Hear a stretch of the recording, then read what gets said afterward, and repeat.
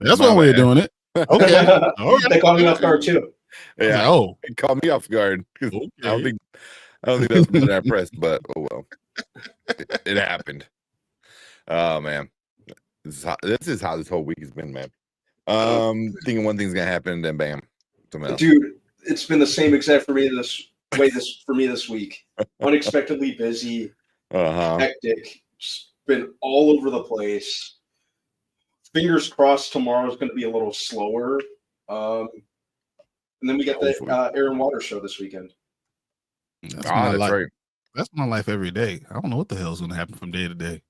Yeah. Just it happens. So this is my job is to figure out how to fix it. Yeah. Not spend all of my money. That's it. Without going broke. That's all it is. Oh man. But what is up, everybody? Welcome. What's going on? Appreciate everyone coming in, hanging out with us tonight. We got a few trailers that we got lined up already. We're gonna talk about Wednesday, the first part of season 2, at least. The trailer you see down low, that's part 2. Part 2. Trailer. Yeah. Well, hopefully we'll get into the Bad Guys review, Alien Earth, because everyone's losing their damn mind. I was just telling Brad, man, it's good, but I think it's not the best Alien thing I've seen in the last year. It's not. Alien Romulus is better. Oh yeah. Oh, so it's like when everyone's losing their damn mind. I'm like, the movie was better. This is episode 2. Yeah, I was episode 2, and they're trying to build a world and trying to make you see it in a different way.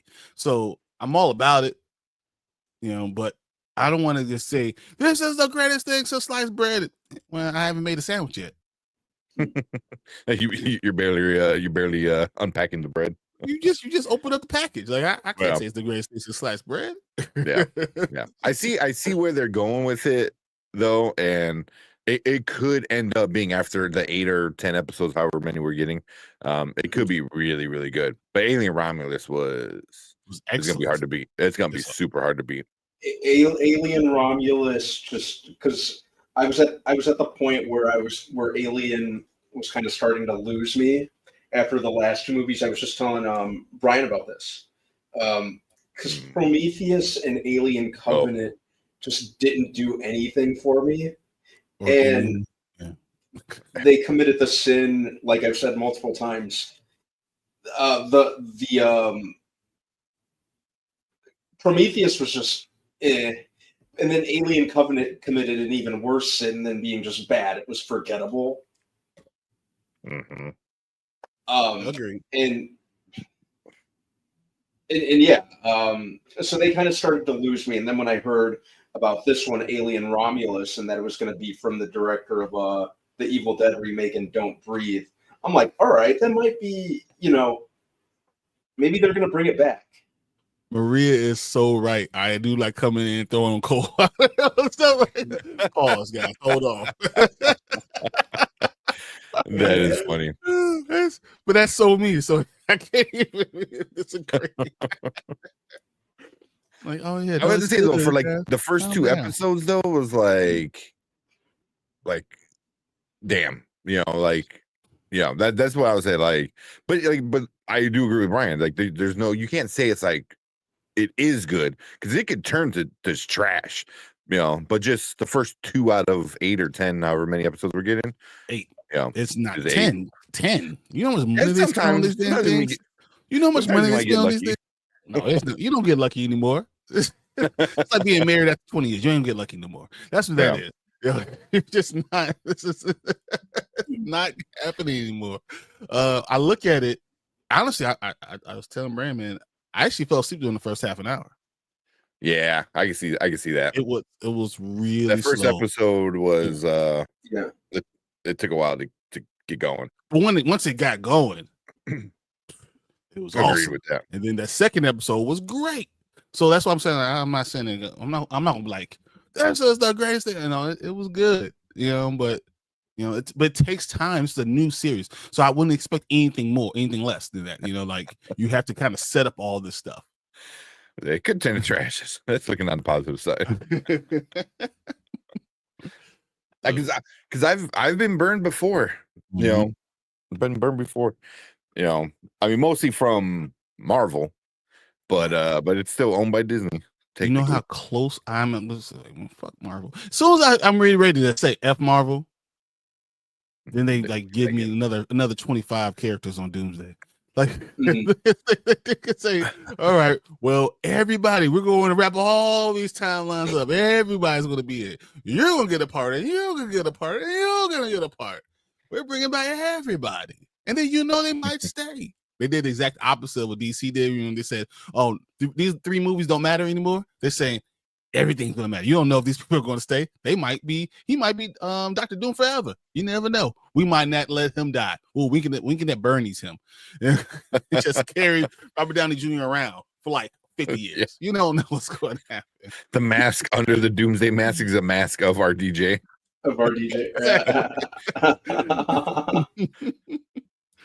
Oh, Delta Dan's in the building. What's up, man? Oh, sorry. Clear my glasses. Oh man, Delta Dan. Yeah, appreciate you. We still didn't talk about the Institute either, which I know a lot of people not liking, but I think it's interesting.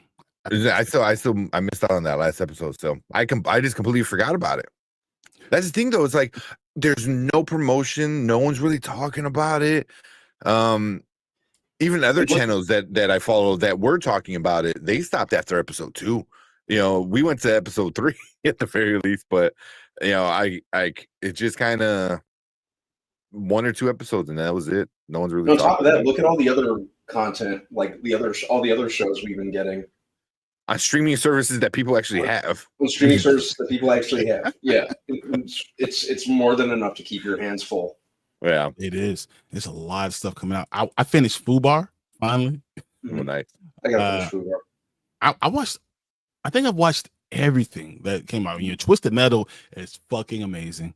Twisted Metal is awesome, amazing. And you know the reason that show works. That show would not have worked nearly as well if it wasn't from the guys who did Zombieland and Deadpool.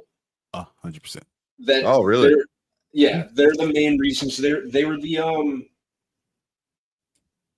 the creators and I think they're the showrunners too. That's it wouldn't have worked any other way because you have to have it like zany and doesn't take it so seriously at all, and it has to be nuts and absurd. Dude, it is all those things. Is it not? You see Axel riding around, you're like, what the? We talked about this a year and a half ago. Like, how are you gonna do Axel? And you look at it, and I'm like, this is fucking nuts. It's amazing, and it looks good, and the story is actually pretty decent. I was super surprised when you said they did Axel. I was like, "There's no way." Yeah, and he's like the main character. Wow. And someone died at the beginning of this last episode that got released. At the beginning, we were like, "Oh, they're gonna make it all the way to the end." Dead immediately. I was like, "This is crazy." Throw you off. Oh man, that's awesome. Like I'm watching. I gotta watch that one. Well, it's almost done, right? There's like 1 more week, and that's it. I think there's 5 more episodes. There's 12 episodes. Oh, okay. It's 12 episodes. So next week, I think they're dropping 3 next week, and then 2 more the week after. Yeah, that's a pretty good way to 12 do is good. Yeah, I mean, I think it goes throughout August. Yeah. And Anzo says it goes to show stakes. It definitely does. I mean, killing people. If you haven't watched it, that's why I'm not trying to spoil what happened. But man, it's great. I mean, go ahead. Whenever a show does something like that, it makes you rethink the show, and you're just like, "What's going on?" And your perfect example is like Game of Thrones. You're like, Ned Stark, man, he's gonna go through a bunch of shit in the next bunch of seasons, like this and that, and then next episode they die. You're like, wait, they killed off the main character? It's like, so whatever. Very similar to what's going on right now. Like what? Like it's that scary movie or a Scream. It's the Scream thing. Yeah, for Scream 1, I'm gonna kill you right now. Yeah, nice. Let's run down real quick, see who everyone in chat who's coming and hanging out with us. A collector movie man said he's in chat, and he said he finished off the second book, and you know, you dive right into the third one, not right liking it, but literally, so get into about 10 chapters, collector, and you're going to feel better about where they are. It's not what it seemed at the beginning. It changed a little bit, and I was like, oh, I'm okay. I'm okay with it now. So yeah, I think you did. You're gonna enjoy it. I think you're gonna enjoy the ending. Okay. They said he's going to see Nobody tomorrow at 1:45. I'm seeing it Saturday morning.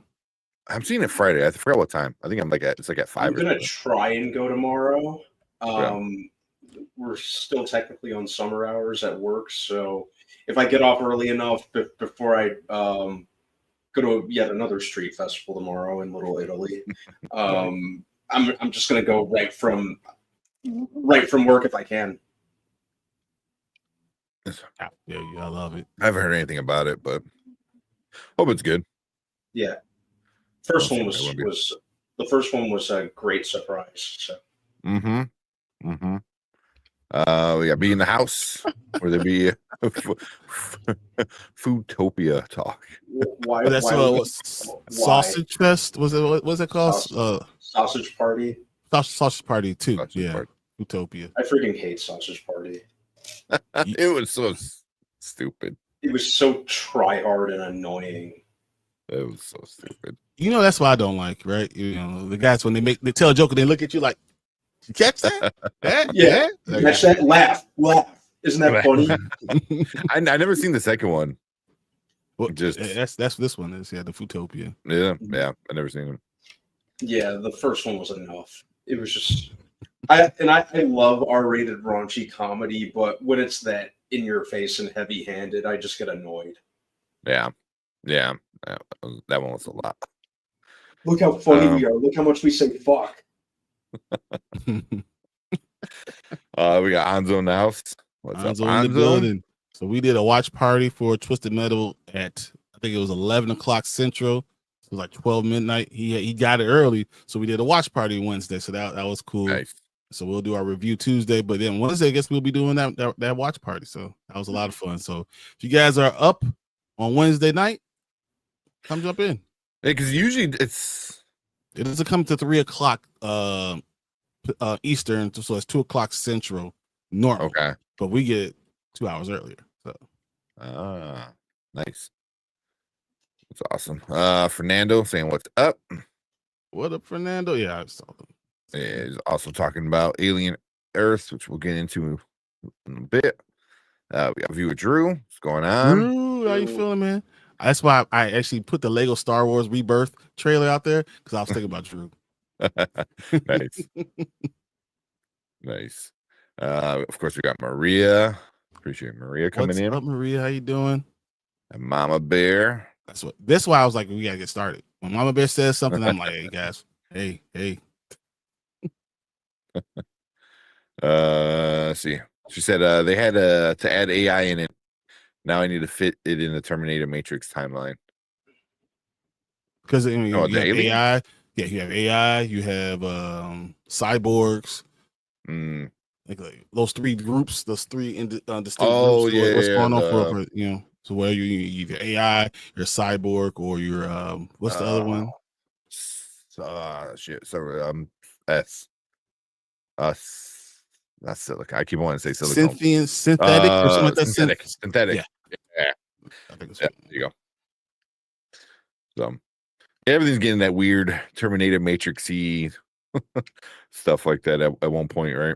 Isn't this because the best post-apocalyptic thing ever is Terminator? Is that I mean, the best storyline is Terminator? You know, and everything that's good falls that as post-apocalyptic stuff. Yeah, I mean that's kind of like Matrix is very similar idea. Robots take over, and now it's humans versus robots kind of thing. So I mean, Matrix is the best AI, and with sentient intelligence taking over. I Yeah. Matrix is in my top 10 all time. That might be 100%. my top 5 all time movie. Like Yeah. it changed the way I watch movies. Watching the Matrix. Yeah. It still holds up really, really well. I remember never seeing anything like it when I first watched it in the theater with my dad. Mm-hmm. I think it like revolutionized a lot of stuff, and then on top of that, everyone was trying to emulate it afterwards. Oh, We were getting like these poor knockoffs of Bullet Time. Even the freaking Charlie's Angels adaptation in 2000 used Bullet Time of all things. Dude, I remember watching it and coming out of the theater with my mouth open, literally just like, I can't believe what I just saw. And I talked to my dad. I was like, I didn't know they could do that in movies.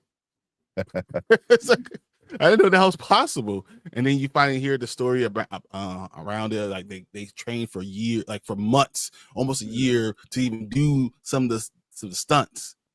They literally learned the martial arts. It made it. It was a different level of awesome, and everyone took it seriously. Yeah. So talking about Matrix right now, they're playing it at this shared reality screen kind of thing, just that really massive ass big screen, and the way it is fucking awesome. I couldn't even imagine like watching it. Yeah. I mean, it's like how is that real? That doesn't even look real, man. Like it looks like I'm watching something fake. Like you're in the Nebuchadnezzar. Like that's it. What? Like I would love. I didn't put any sound on, but I can't do that.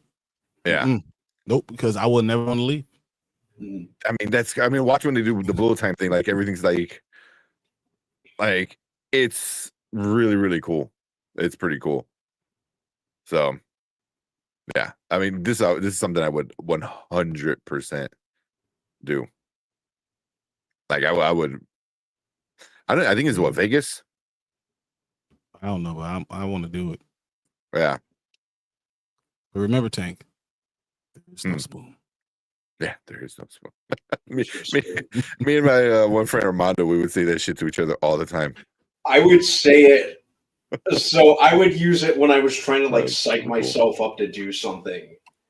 Yeah, I would psych myself up for when I was before I was about to go out and play a hockey game, before I was about to like go to a party, before I was about to ask some girl out to homecoming or ask her out. Like I would do it for everything. There is no spoon. That's the best thing ever, right? Is it not? Oh yeah, that's such a great line. Yeah.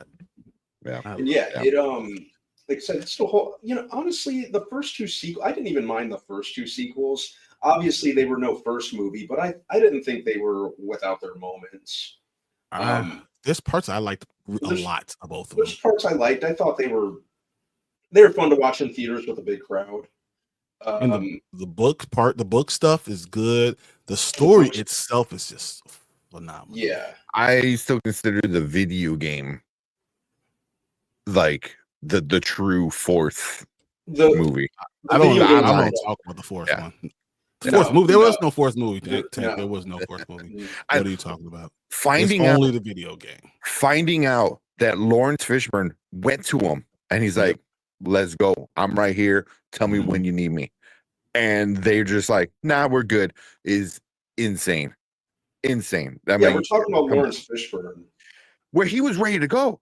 Like he was on the podcast with Neil deGrasse Tyson, and they were talking about it because Neil deGrasse Tyson like loves the Matrix. So I told him, he goes, "I was there. I told him, let's do this. Like I'm down." And then how do you say no? How do you tell Lawrence Fishburne, "Nah, we don't need you, man"? Like that's come on. That's stupid. Sometimes that's why it's just when you get in your own way. Yeah. Sometimes you get in your way of success, guys. Yeah. That's why I thought they were going to continue like after the online game, like continue that story where Morpheus dies and stuff like that.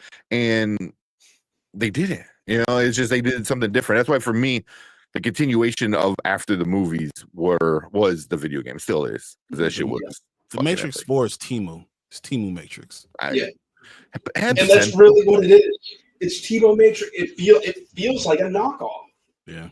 It everything about it kind of felt wrong, and they had honestly, I was kind of open to it when I first sat down to watch it, because I kind of thought the kind of meta, self-aware Wes Craven's New Nightmare-esque vibe was interesting. They could have done a lot with that, and it's like it became annoying almost. One more time. It became annoying almost. It did become annoying, and they didn't like when you go meta. You know, you have to really have a handle on what you're doing, and you have to take time to think that through. I kind of feel like they didn't think that through, and they really just cranked it out for the sake of cranking it out. We didn't need one, you know. And if you're gonna make one, you know, years after we waited for all this, you're gonna bring Keanu Reeves and and Carrie-Anne Moss and not bring Lawrence Fishburne. Like, what the fuck are you doing? What are we doing? There's only 3 characters that really you need for the entire movie. You could change Agent Smith, but you need these 3 characters to make it the Matrix. Yeah, and even Keanu looked disinterested the entire thing. Couldn't even be bothered to shave his friggin' John Wick beard, you know? It was, and then I was like, what the heck is going on? Yeah. For an answer, the third and the fourth, I enjoyed the third a lot though. Like it started to parallel a lot of like biblical kind of stories and stuff like that, and I enjoyed that. You know, where he became like Matrix Jesus even outside of the Matrix, you know, kind of thing. Where like he was so integrated with how important he was to the machines that he was like able to see without you know, like it was I don't know, I thought that was like really cool. I think there were elements of the third one that I definitely liked. I think of the trilogy, it's probably the one that I rewatched the least. Thought it had some good ideas. I liked how much of the real world that we saw. Yeah. Like a lot of the stuff set in the real world, in Zion. And understanding Zion and all that stuff. Yeah. Yeah, that's where a lot of it worked for me. I thought parts of it were a little drawn out, but overall, I thought it was okay. It's hard to compare. I think The Matrix is, as I said, top 5 movie ever created, right? So now you go to Reloaded and then Revolutions. Reloaded, the CGI was bad, but the concept is still kind of made, Keanu, like he's still the one, and it was still really cool to see. He was able to show off being the one, and that's what everyone wants. You kind of quenches your thirst, right? The third, I felt like they had some good ideas, but they couldn't pull it off all the way, and that's how I kept on feeling like it's there, but you can't pull this off. And every time I'm watching it, I'm like, all right, the story is fine, but when I'm looking at on the screen, it's not as life-changing, because you're coming from the greatest action movie I've ever seen, and then the dessert on top of it, and then you're trying to do something else without changing.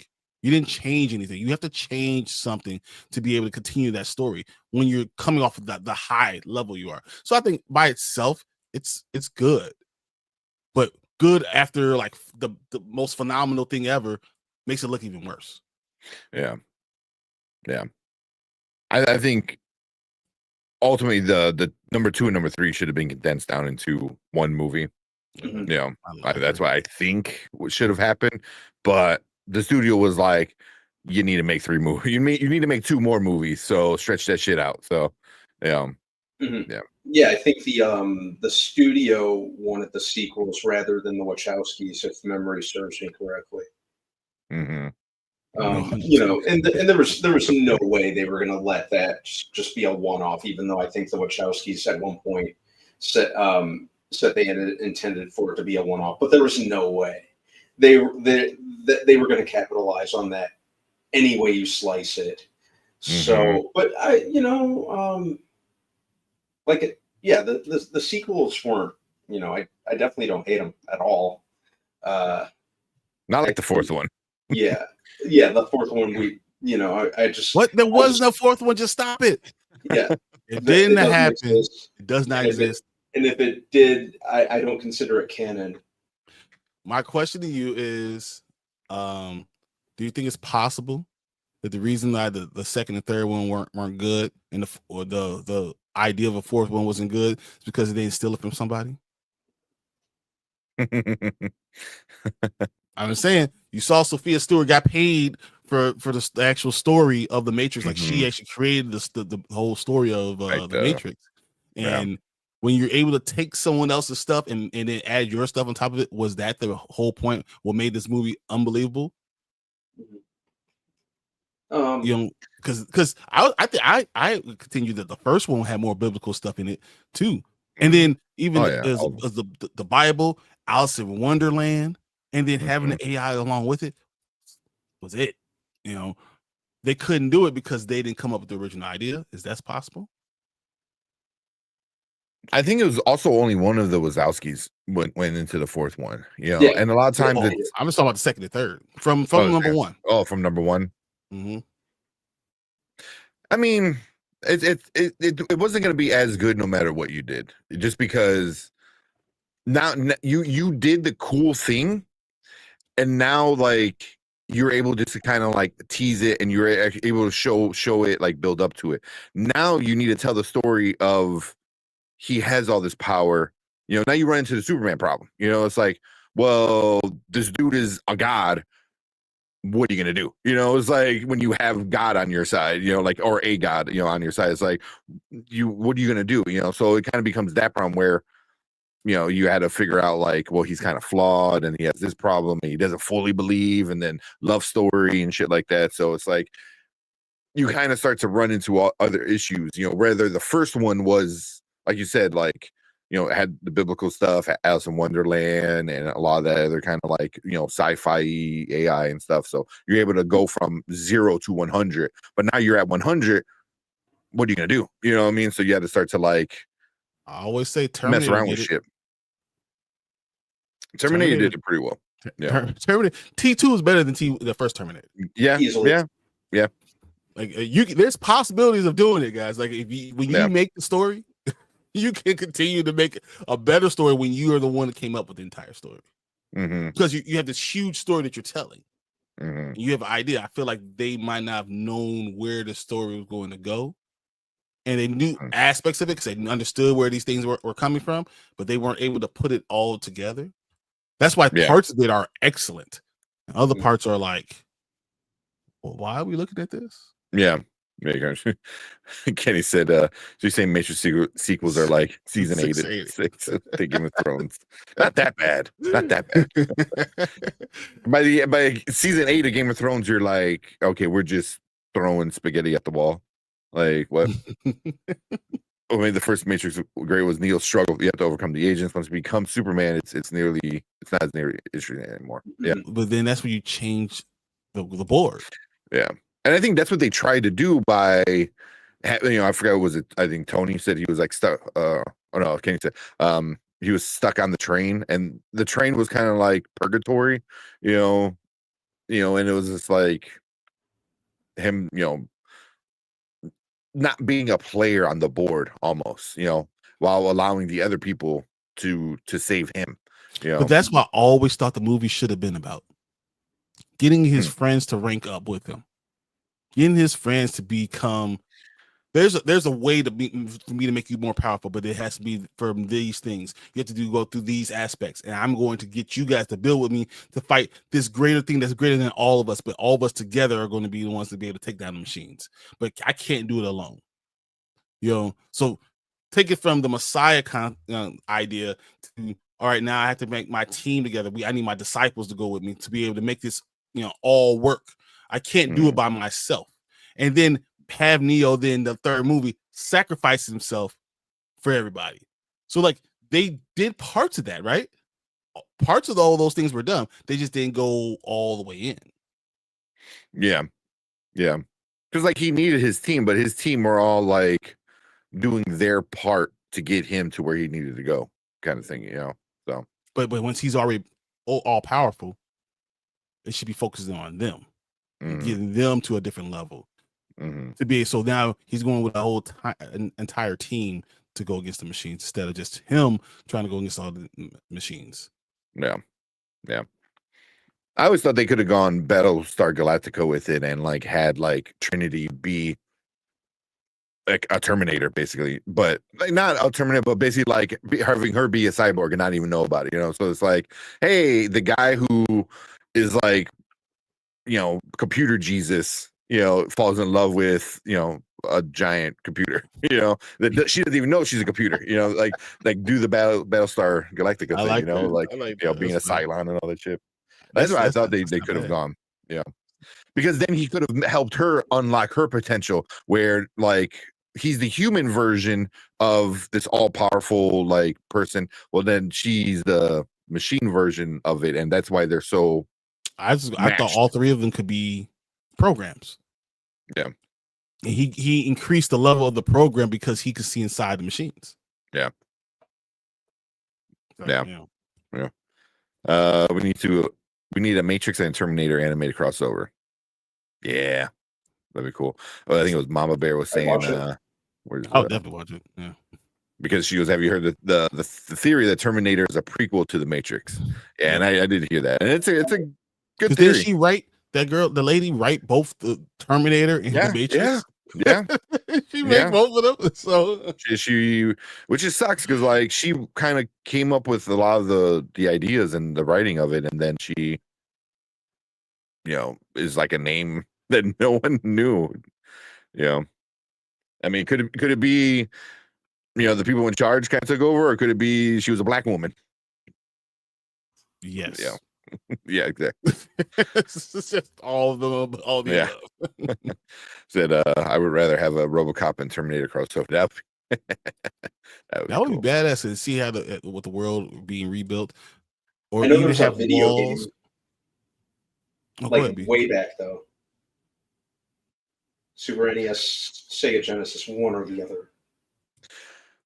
I know they have RoboCop and they have Terminator in the Injustice video game. Mm-hmm. I don't know if they have those characters in the same version of the game.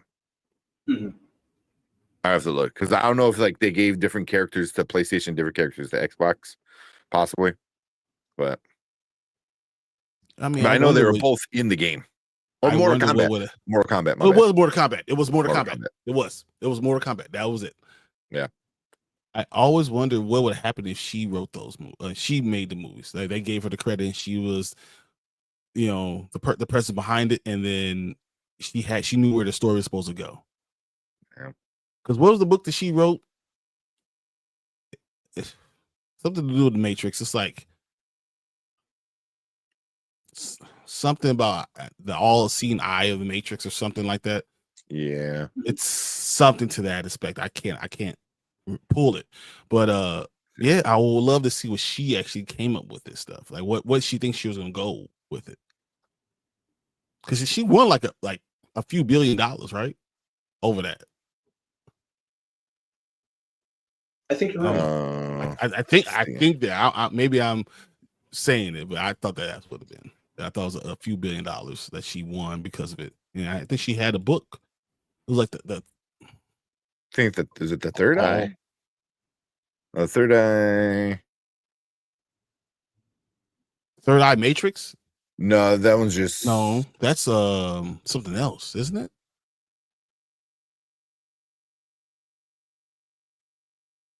I thought that was something else. I gotta look it up. I'm bringing up stuff and not saying nothing. Yeah, that might be something different. I thought, let's see if I can find out. I know because I know which one you're talking about. She had a book. Anybody in chat knows?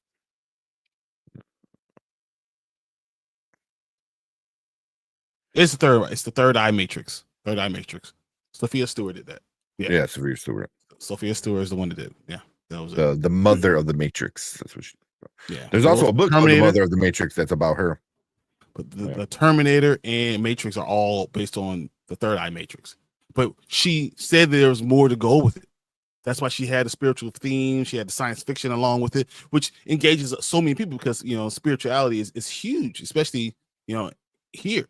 So if you can engage that with sci-fi and the idea of what could be in the future and post-apocalypse stuff, yeah, it's a winner.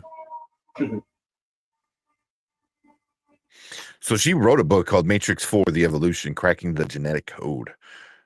Action takes place immediately after the last two action films, Reloaded and Revolution. Neo and Trinity awaken from a dream state, only to realize they were both still alive. Neo is immediately summoned by the Oracle, only to be told that he must experience an evolutionary transformation when he re-enters the Matrix.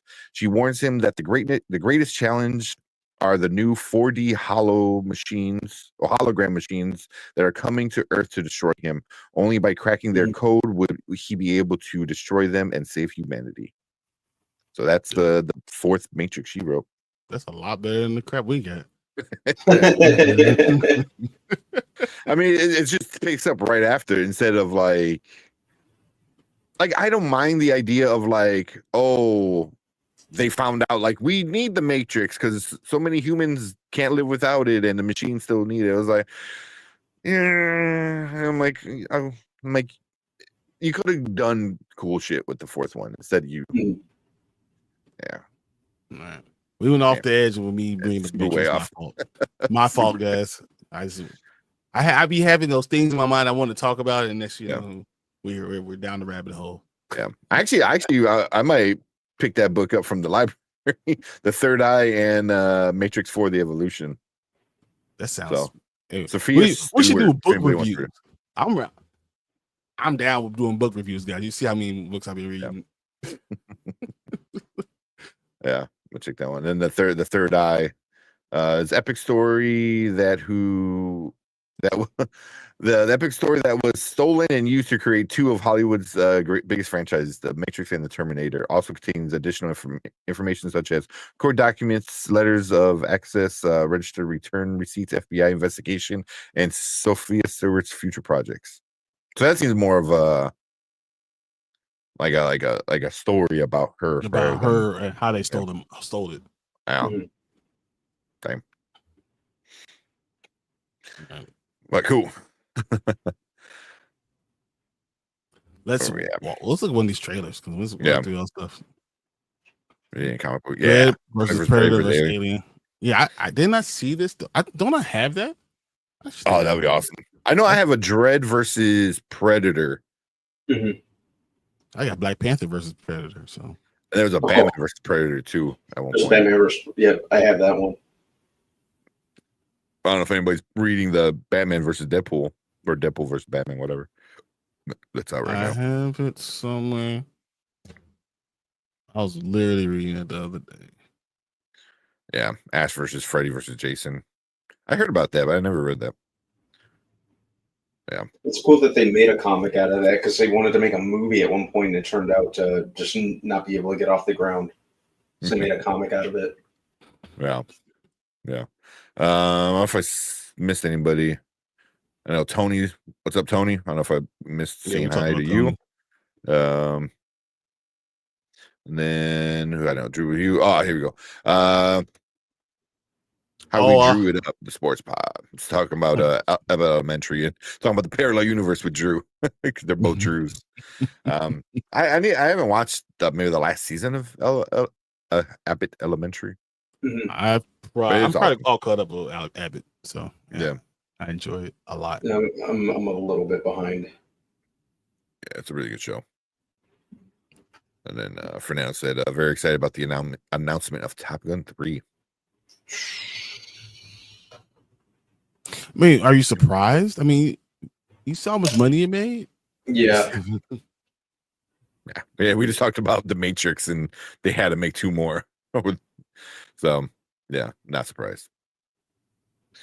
All right, yeah, let's watch some of these trailers and then get into some of the reviews and stuff. Which one you want to watch first? You want to watch the Lego or the Peacemaker? I don't know. Both of them. I like them all. I'm all for all of it. I'm good with. Let's start with Lego. Yeah. Hi, we're all Little lightheartedness after super serious Falling down the rabbit hole. Follow the White Rabbit. Beat me to it. Oh man. All right. Let's watch this one. What's it called? Lego Star Wars 3. I don't see the whole name down there. Rebuild the Galaxy, I think it is. Oh. Lego Star Wars Rebuild the Galaxy. Didn't that really come out? Did it? This is 2, right? This should be season 2. I've seen the first one. Yeah, Lego Star Wars Rebuild the Galaxy is returning for a second season, September 19th. Yeah, this is season 2. Because I'm like, I know I've seen Lego Star Wars Rebuild the Galaxy. This is season 2. Yeah. Okay. All right. Let's watch this Lego. All right. What is up? Welcome to the Spoiler Kings. My name is Tim Kramer with Brian the Grizzly, Brandon. There you go.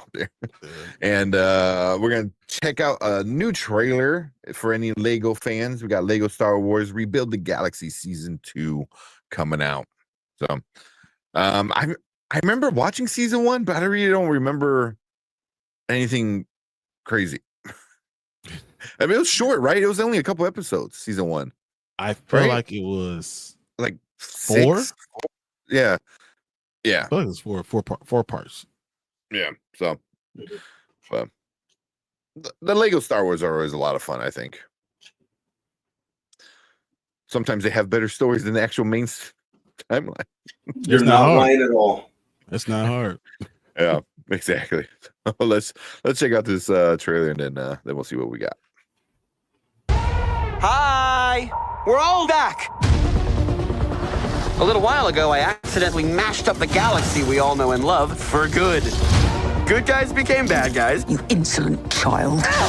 Bad guys became good guys. I find your abundance of faith encouraging. And it turns out I kind of like this new galaxy. This could still be a good thing.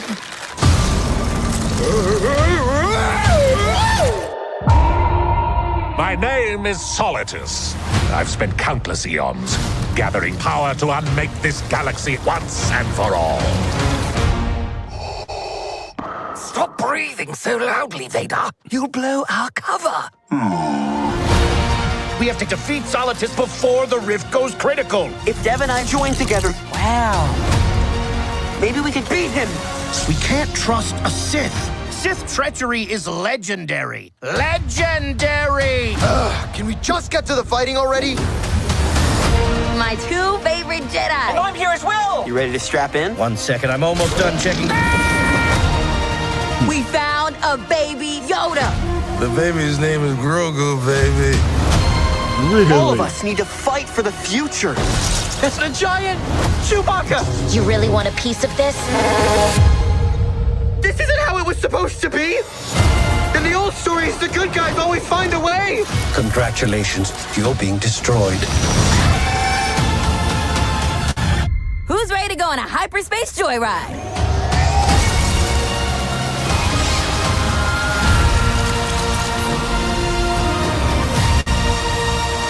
Who are you? The name's Jackson. You probably haven't heard of me because I'm a real deep cut.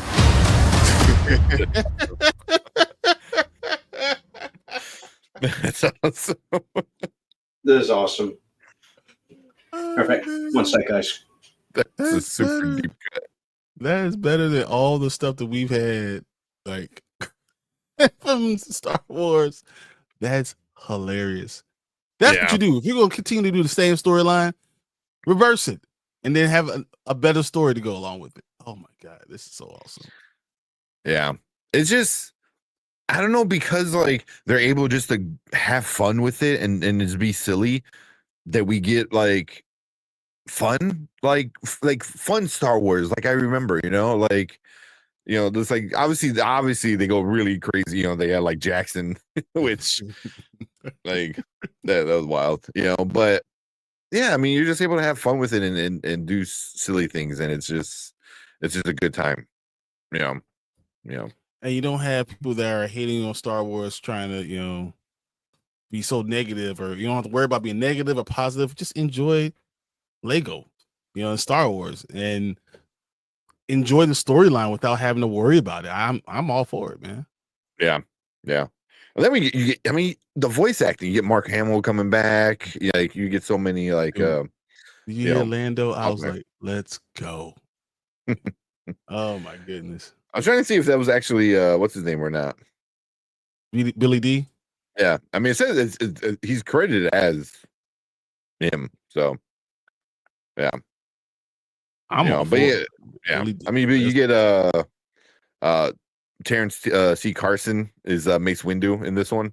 Which I didn't know. I was like, oh yeah, but now but my best is in it. My best is in it, which is awesome. Phil Lamar, who's just an epic friggin' voice actor. But then you also get Sam Witter, who was the voice of Darth Maul in the animated stuff, and the Emperor too. He did a lot of the Emperor too. So yeah. No, but my best is Billy D. Williams is Lando. Yeah, Landorian, because it's the Mandalorian is Landorian. Oh, is that what they're saying? Landorian. Let's That's go. awesome. I That's love so it. Stupid. that's awesome. Oh man. Yeah, I'm down. I cannot wait. September 19th. You got me. Oh yeah, I'm in. It's like 25 minutes. All those episodes like 25 minutes each. They're It's short. small bites, and you can enjoy it and just go. I'm so in for this. Yeah. I recommend all the Lego Star Wars stuff that's on Disney Plus. It's just a lot of fun. Even the post episode 9 stuff that they do, with like the beach party, the Halloween specials were great, so yeah, Rebuild the Galaxy season 1. I have to go back and watch it because I just kind of like was watching it in the background while I was doing stuff, so I gotta check it back out. It won't take long. You'll be able to enjoy it and not have to worry about it. So yeah, just guys, if you get a chance, check it out. It's fun, not too much. So yeah, let's watch this and give them ideas so Star Wars can stop sucking. Stop sucking. Are we gonna see Mando and Lando being alternate universe Landalorian? You need to have one more, and then you have the Spider-Man pointing thing. Hey, you like me? That's funny. But yeah, that's just our little reaction of this this little Star Wars Lego trailer we're getting pretty soon. So in about a month or so. But yeah, we just want to hear from you guys. So if you're watching on the replay, hit that like button, hit that subscribe button right down there, and leave a comment. Let us know what you guys think about this trailer. Did you watch any of the other Lego Star Wars stuff on Disney Plus? But we want to hear from you guys and hear your thoughts. And if you are watching us live, we appreciate you guys so much in our live chat. But you guys stick around because we're gonna get into all your comments right now. All right. Danny said, "Oh, it sucks." I was like, "Man, where's Hanzo?" Lego movies suck. No way, man. No way. But also, they don't mean anything. They don't matter towards the, because they're silly, And a lot of times I like how they make fun of themselves. They make fun of Lego. Like I remember watching I want to say it was one of the Halloween Tale of Horror or Terror of Terror, whatever. Like it made fun of like the Rise of Skywalker, like being sucky. Like it makes fun of itself. So yeah. What? What? No, look at Hanzo next time. Lego movies are fire. Man, They're just fun. They're fun. But just because it doesn't matter doesn't mean like it's it not good. it automatically sucks. You know, it doesn't matter means it doesn't matter in the ultimate universe of Star Wars. Like it's not going to change canon, you know, but it Mhm. having like to the point where people are like, hey, I like what you did there instead of the actual, $200 million movie you did, you know. Mhm.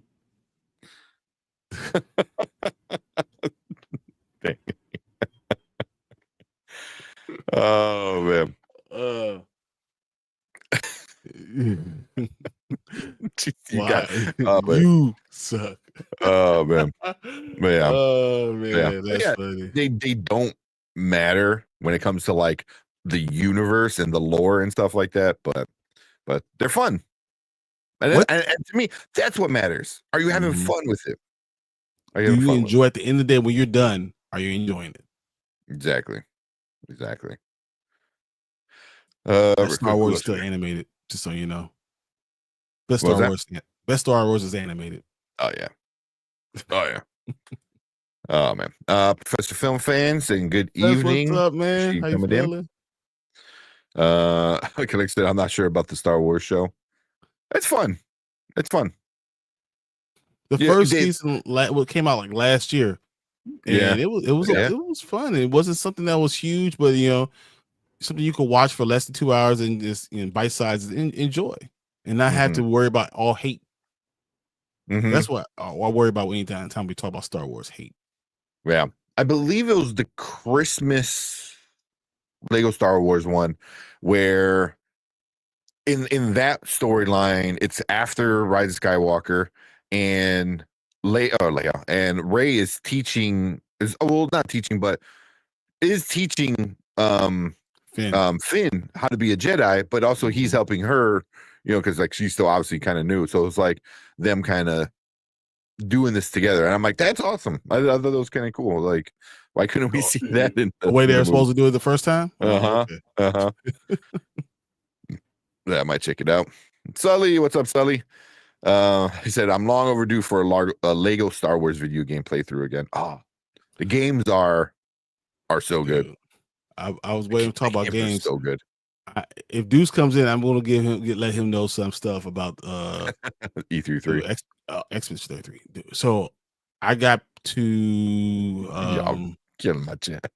Like this fifth level of it. Oh, dude, it is fun. This is to the point where I'm going back and playing again. So I'm like, okay, all right, I see what's going on. But if he comes in, I'm going to let him know. Like, yeah, you're right, man. You're right. Like, not a lot of things to get me back into games, and that was fun. It's okay. You can say it out loud. I even think maybe Danny this. Oh man, you guys are killing the chat right now. One letter. You guys are awesome. That's all right. Man, it's funny. It's funny. All right. What you guys want to do? I don't think I made I didn't make a Wednesday or Alien background. Let's watch Peacemaker and then do the Wednesday discussion. Okay. And then we can watch the Wednesday trailer after that. That makes sense. Do that. Get this John, ready. what are they about to watch? Actually, I was watching the morning report with Plant Fanatics and Chillmonger, and they watch. I watched it with them in the morning. So, dude, because we gotta do this quickly because we gotta get to Alien Earth and we gotta get to Wednesday. I mean, yeah, all this stuff. I want to talk about it all. So, yep, exactly. Let's jump right into it. Wednesday with fire, yeah. All right, yeah, we're gonna talk about that stuff with Danny in a minute. But let's watch this trailer and then we'll jump into Wednesday.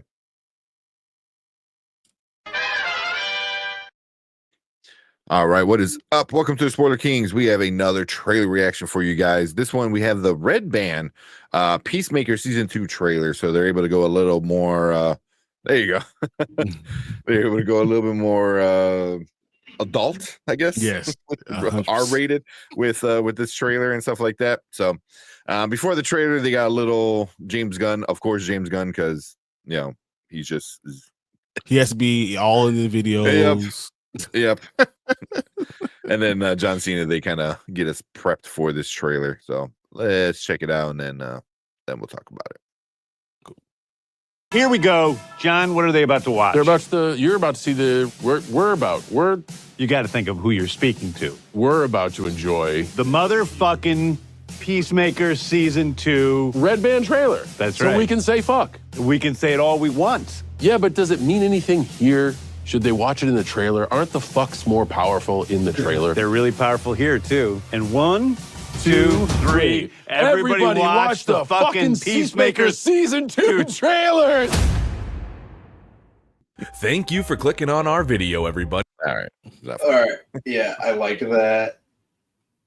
For some reason, I thought we had 2 weeks left to wait, but Yeah, it's next week. That's Mhm. crazy. Yeah, we actually next Thursday. Yep. I've been ready for a good while because I liked season 2 infinitely more than I ever thought I would. So I'm really excited. James Gunn made me like this character because I was pissed off at him after the Suicide Squad. You wanted to kill him. So yeah, I'm looking forward to seeing where they go with this, just with the character and his circle of allies, what it's going to mean for this new DC universe. Looking forward to seeing him encounter Rick Flag Sr. I'm looking forward to seeing what they do with the alternate universe. Just seems like it's going to be a lot of fun. Yeah. And I want to see the opening credits and how it's going to measure up to the opening credits for the first season, because that's like one of my favorite things ever. Yeah. What about you, Brian? It looks like it's going to be fun. Could I see this being terrible? No, I guess not. I just feel like it's going to be too fun to be awful. Like you're not saying this is going to be a masterpiece in cinema. This is going to be just fun. I'm hoping that they have a storyline that's going to work with this. Mm-hmm. And because I don't know if you want to do multiverse stuff with, we see where it is right now. Is that going to turn people off? I don't know if that's the smartest thing ever, but I'm for it. I'm for it. I'm gonna give it a chance. I'm hoping it's gonna be good, but am I sure? I'm not sure. Yeah. I have no idea. I wasn't sure the first one. I wasn't sure, and it was great. So we'll see.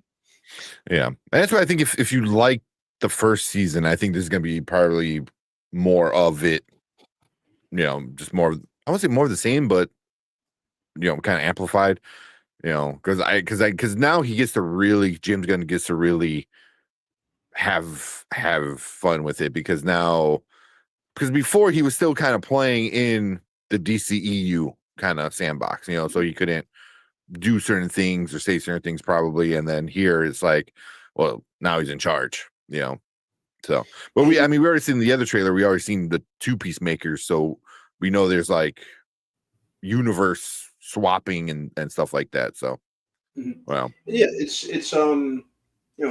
James Gunn's MO. The obscure kind of misfit characters. I think that's why the first season worked so well.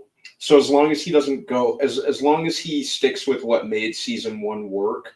Mm-hmm. Without going like too crazy, because I think that's kind of a it's almost like a curse that a lot of filmmakers fall under when they hit a banger and then they do like a second part, be it a second season, a sequel, whatever it may be. Sometimes they just do a little too much, unfortunately, in an attempt to outdo themselves. So I hope he's aware of what worked and why it worked, and to just continue running with that without overcooking it. Just like we say, never go full Taika. Never go full Taika. Yeah. God damn it. Yeah. So we'll see. I think he's he's a smart filmmaker. So I think he You don't think Taika is too? He has a limit of going past an edge, you know what I mean? Like at least with him, at least a lot of the interviews I heard of James Gunn talking about the writing process and things he does, he seems very more self-aware. Yeah. And I think Taika was kind of letting it go to his head at that point because he was coming off of Love and Thunder, he was coming off Jojo Rabbit, he had shows, he had Our Flag Means Death, he had What We Do in the Shadows. So he was like, he was hot shit. So I think he might have let it go a little to his head. Mm-hmm. I think he was he had his hand in a lot of jars. So I think ego might have gotten the best of him when it came to Love and Thunder. Possibly. Look at all the stuff he was doing. Yeah. Yeah. So I'm hoping Gunn, pun intended, well, may or may not, sticks to his guns. and just run with what works. Mm-hmm. Mm-hmm. Yeah. The reason the first season was awesome. So the only thing that sucks is because I had to look it up since it is coming out next Thursday. It's coming out Thursday at 9 p.m. Eastern time. So hopefully we could talk about that episode on the next week's live show, but we'll see. Because season 1, I think they dropped the first 2 or 3 episodes the day of. The first day, yeah. And I remember I used to work at my previous job, like Thursdays. I didn't stop working until like late at night, like 10 p.m. So once I was off, I turned it immediately on and just plowed through all 3 episodes. So I'm looking at it because I thought they were going to do that with this one, but they're not. So we're getting the first episode, and it looks like we're going to get the 21st, 28th, 4th, 7th. So it looks like every week all the way until October 9th. Oh, so, wow. Yeah. All 8 episodes. Sounds about right. Yeah. All 8 episodes, all their own week. They're not putting 2 out together. So, yeah. So, make you wait for it, man. I think that's a better way to do it. I think it's a better way to do it. That one's just for Anzo, that dance, because he loves it so much. But yeah, that's our the trailer. Probably our last trailer we get because it comes out in a week. So yeah, a week. Yeah. So there you go. Cena's so good at being Peacemaker too. It fits him as a character actor kind of so well.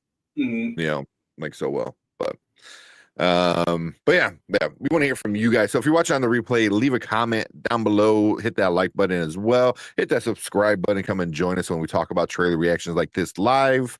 But leave a comment and let us know what you guys think about this trailer. Did you like it? Did you hate it? Did you watch season 1? We want to hear from what you guys are thinking about what's coming.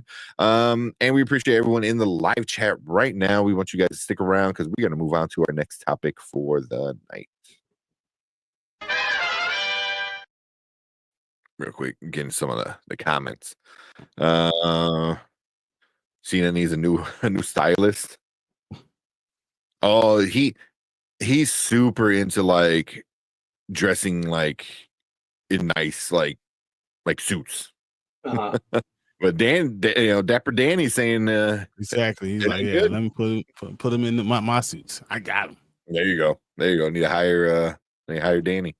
But yeah, he's like, that was one thing I was always like interesting because I was like, usually like a lot of wrestlers, like, not that they don't dress well, it's like they have to get to one place to another pretty quick, so they just kind of throw on whatever. Trying to put, But John Cena was, as soon as that man got money, it was like, I'm gonna look nice when I drive my Toyota Corolla around. Mhm. So, yeah. Man, Peacemaker 2 season 2 looks good from Anzo. Yep. And then Dan says he's out of here. Have a good show. Danny, we appreciate you, man. Thanks, Danny. Always appreciate you coming in, hanging out. See ya. I want to buy a suit. Yeah, exactly. Like I said, I need to see the Peacemaker season 1. Check it out. It's pretty fun. But the Blu-ray is not even available to buy anymore. Was it ever available to buy? I don't think I I didn't have realize it was. Peacemaker. Yeah. I know they might re-release it because I know I read that they're going to edit the ending of season 1, because at the end of season 1, I don't know if it's a spoiler collector, but he, like, really right at the end, he walks away from, you know, saving the day, and then you have a Superman silhouette, Wonder Woman silhouette, Flash, and Aquaman are there, and he actually talks to Jason Momoa and Ezra Miller. You know, something. He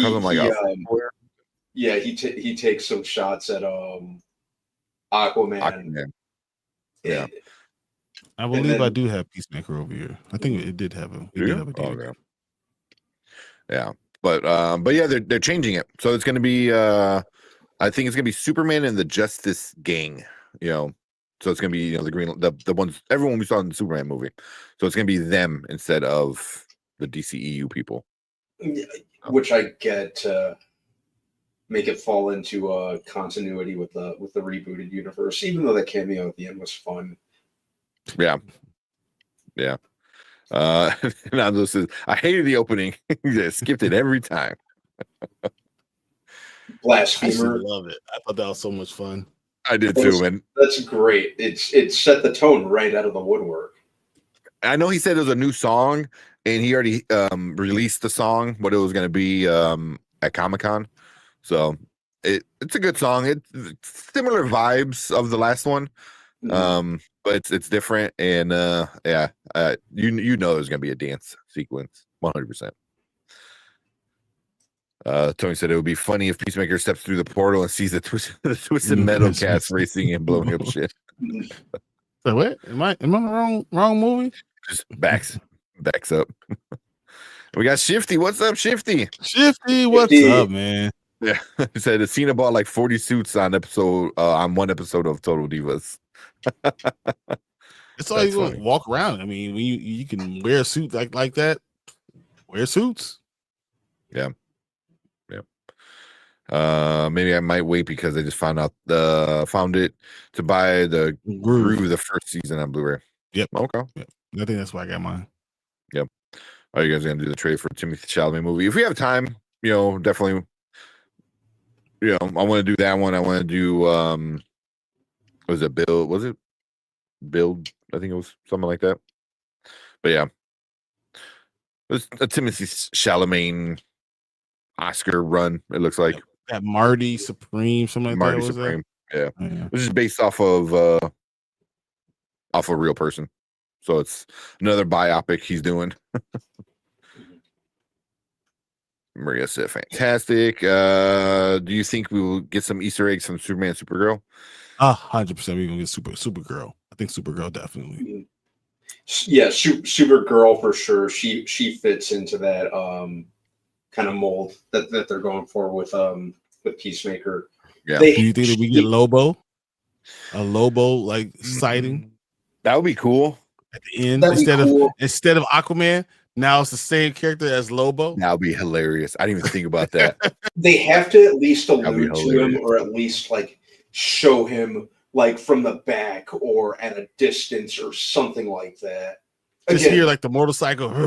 You see, like it's based like it would just be hilarious if after what they did season 1 to have Lobo at the end of season 2. Jason Momoa back as another new character, another DC character. That would be very the character he should have been playing from the get go. Yeah, that would be pretty funny. I like it. Love it. I'm so excited to see him as Lobo. Yeah, I was in chat in the morning report with those guys in the morning, and they're talking about the aliens, because there's like this is the second alien creature that we've seen in this interdimensional, inter-universe, parallel, whatever they're calling it. Because the first one looked different in Superman, and this one, this one. Mhm. So they're kind of like talking about it. I'm wondering if this is a good way that they introduce Martian the Manhunter. You know, that like, his planet, all his people are dead, and he's like living in this in between universe. I mean, it's a multiverse, so you can bring anyone you want in it, right? But I figured like the dude's like quote unquote homeless, so he has nowhere to go. Where's the best way to stay is in some in between kind of place where you can pop in and out of different universes, and then I don't know, like somehow he winds up in the main DCU. I think that'd be kind of interesting. Yeah, I like that. I like that idea.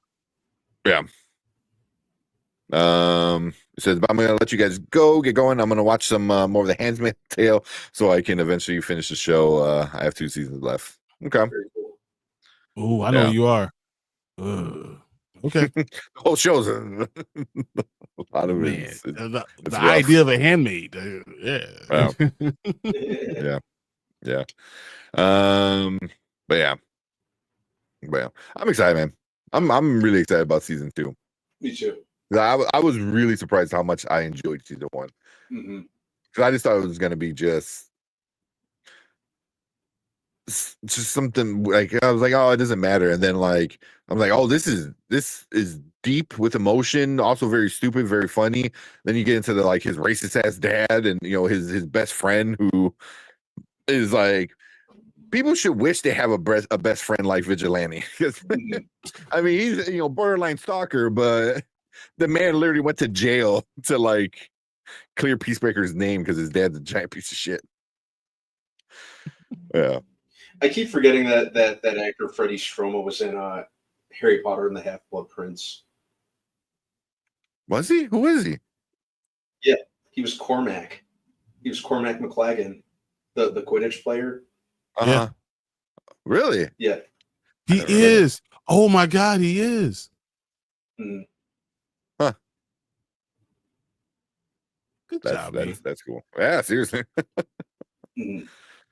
Yeah, Vigilante's great. Yeah. Bringing Judo Master back, which was a very funny character. Judo Master was just he was a total mood. Always sitting there with his flaming hot Cheetos and kicking ass. I loved it.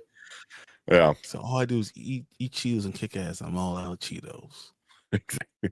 Fernando said that would be a perfect way to introduce Martian the Manhunter. That's what I think, right? I mean, they're showing these characters that are very alien-like, And is it Martian the Manhunter? I thought it was just Martian Manhunter. It's just Martian. I thought it was Martian Manhunter, right? Yeah. Yeah. Because then there's the Manhunters in the DCU. That were Green Lantern kind of things before the Green Lantern, like the Manhunters. That's why I actually thought Martian Manhunter would be coming from the Green Lantern. The TV That'd show. be a good way to do it too. Then as soon as you get the Green Lantern show, then instantly this whole thing just explodes. Becomes a universe. You know what I mean? Yeah. Because right now we got. There's going to be a lot on Earth right now. Yeah, but who teased? Somebody teased like they're going to be on Oa a good amount of time too. Somebody else on the cast teased it, so I was like, I'd be cool with that. I wouldn't mind seeing the whole core. So, and they brought in another female into the cast, and a lot of people are saying she's going to be Star Sapphire. Paula Patton, right? Was that her? I don't. Yeah, I couldn't remember the name, but she's like newly added. Yeah, I think I saw that it was Paula Patton. Josh Brolin said something about it. Oh, okay. Yeah. I will accept Paula Patton in anything she shows up in. I'm not going to argue with that. She'd be cool as Star Sapphire if they're doing a Hal Jordan who's been around the block at this point. Yeah, so she's definitely. 40. She's 49. Yeah. So Yeah. I think it's a good way. Like she's been doing, the Star Sapphire thing. Like that'd be crazy if they introduced right off the bat, like the whole color spectrum core, all the different colors. That would be crazy. Yeah. Because they said Sinestro's in it. They never said he's a Green Lantern. They just said he's in it. Mm-hmm. So you think, if we're talking about we'll just assume Hal Jordan's in his early mid 50s roughly. Mm-hmm. I think he's in the early 60s. Yeah. Well, yeah, I know Kyle Chandler is 60. I think that's going to be because the age difference they said they're going to be. So yeah, 50s, 60s, Hal Jordan. Yeah, I think you'd think Sinestro would be, already a Yellow Lantern and form his own corps. Yeah, I can see that. Excited about that though. I know they finished filming not too long ago. Yeah, filming's been done for a while. Yeah. All right. You guys want to do? You want to talk Wednesday? Or you want to talk? Yeah, Alien or Earth. Alien. I want to say I'm with either one. So yep, either one. Sure, one you want to start with. We can do it, Alien, because that's only 2 episodes. It's 2 500-hour episodes.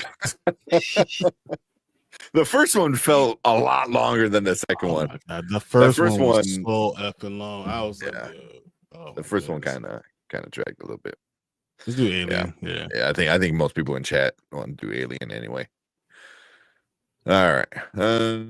So I don't have a background for it yet, so I'll make one for next week. All right, let's talk Alien. Let me bring up something real quick. Bring up the cast and while you get that, I'm gonna grab a tea real quick. All right, go for it. Pull up some stuff. It was the cat. Oh, the cast and the episode names. Did you wind up looking like when this took place? Because I had to look that up. I'm like, what's the timeline for this thing? I glanced at a timeline.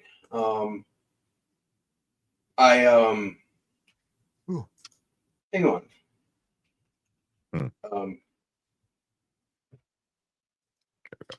Yeah, I was just looking at one earlier.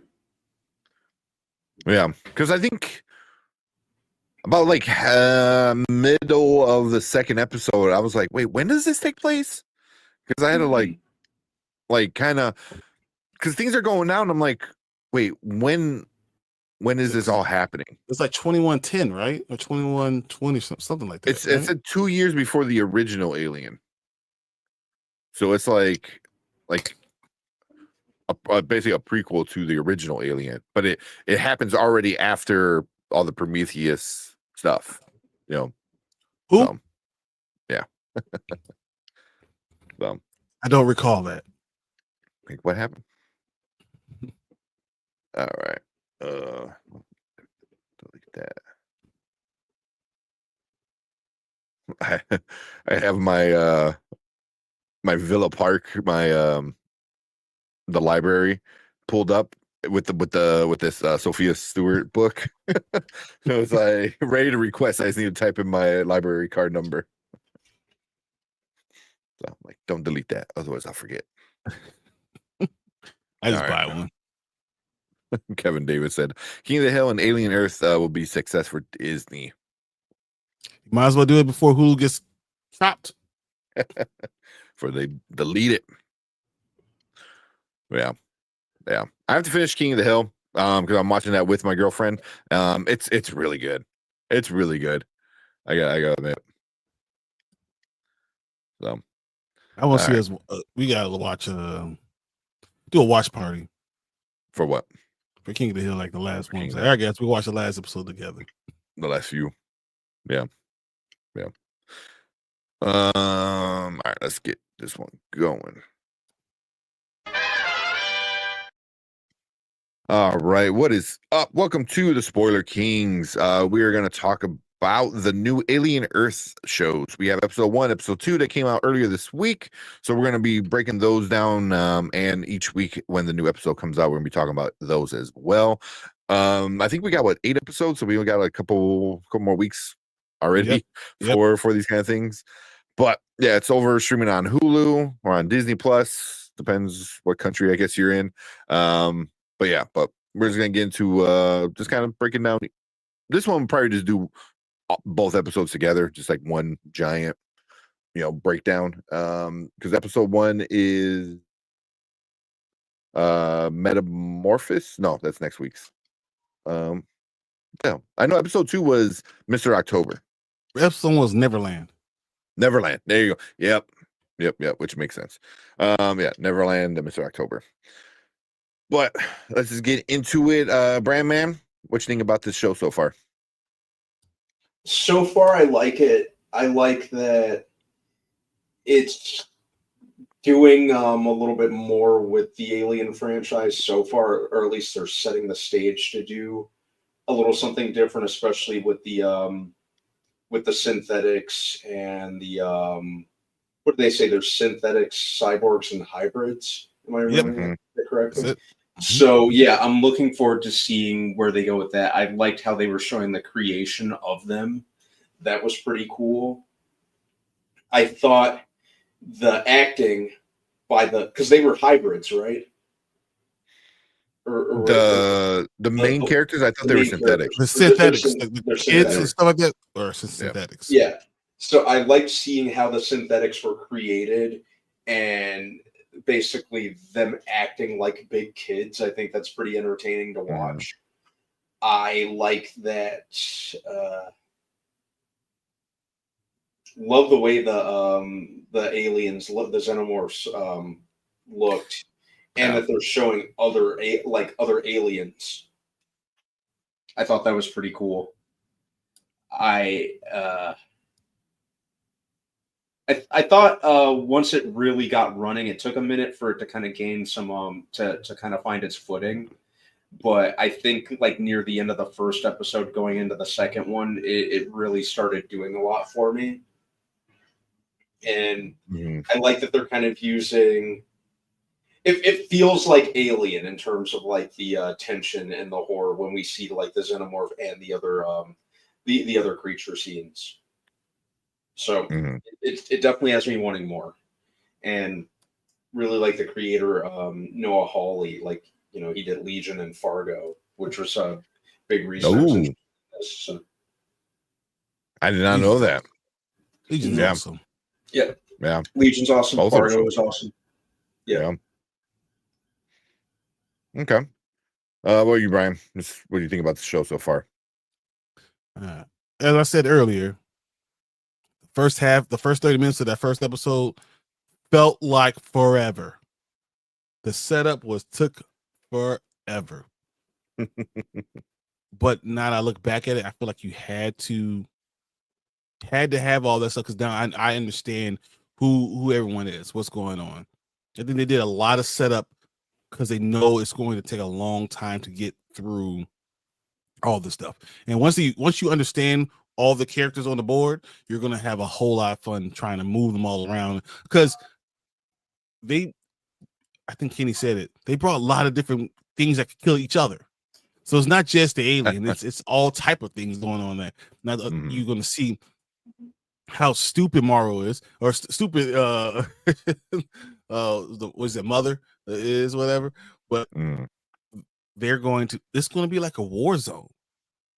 And I think that's going to be really interesting to watch and see. I really enjoy the cyborgs and the synths. The only problem I have with the synthetics is all of them being children, right? No, yeah. So he's saying that's the hybrids.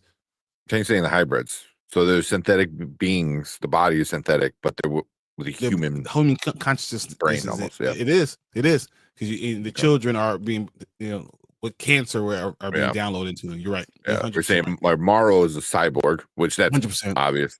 Yeah, and then was it Kirsch? Is a synthetic, artificially intelligent being. Okay. That makes sense. Good breakdown. Appreciate that. Because Curse is an asshole. You can just tell Curse is an asshole. Right? But it's hard for me to look at the kids and realize that they're kids in those bodies. Mm-hmm. You know, and you see this, they're adult bodies, but they're still trying to, deal with being, 8, 10, or 12-year-old, So, and then them and going almost dying and like being like, hey, you're gonna die. And now you're like, hey, now you get to live just send forever. them, whatever. Just send them, it's nothing's gonna happen to them. I thought that was kind of cold and heartless. Mm-hmm. Overall, the show is really, really good. I feel like I need more still. I'm not going to anoint it, but I think they've done a good job overall. I enjoy seeing Hermit. I enjoy seeing the characters, how they're interacting, and understanding how Wendy really still cares for her brother and is willing to run the battle for him, and all that connection was really good. So I think they're building something special. I just don't think it's been built yet. I think that it's going to be really special. Yeah.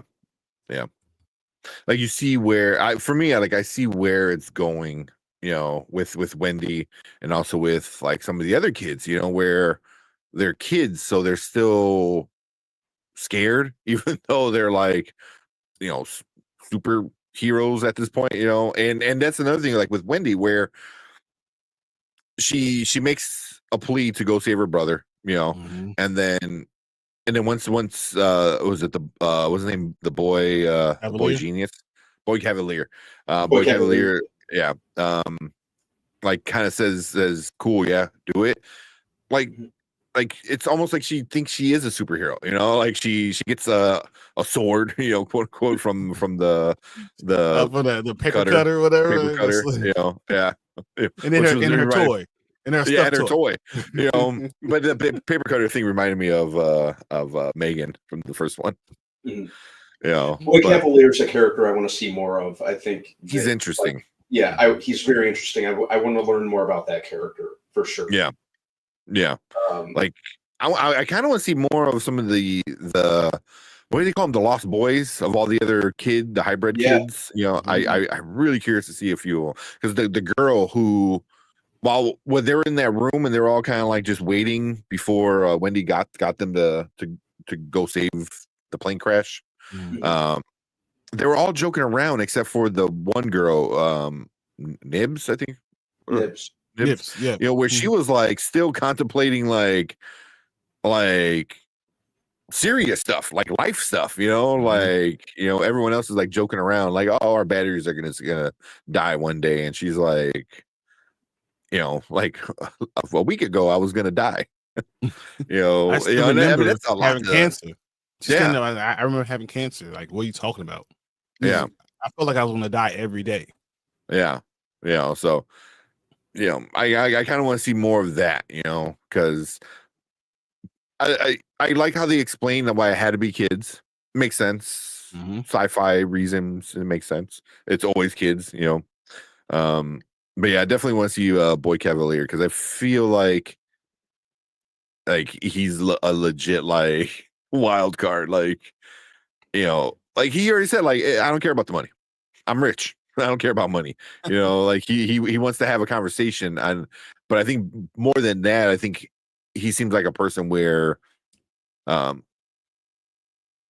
curiosity is gonna get the better of him, so I think that's gonna do a lot of stuff. But yeah, I already like how they have the different companies set up, and how set up, and it's almost like a civil war almost within it.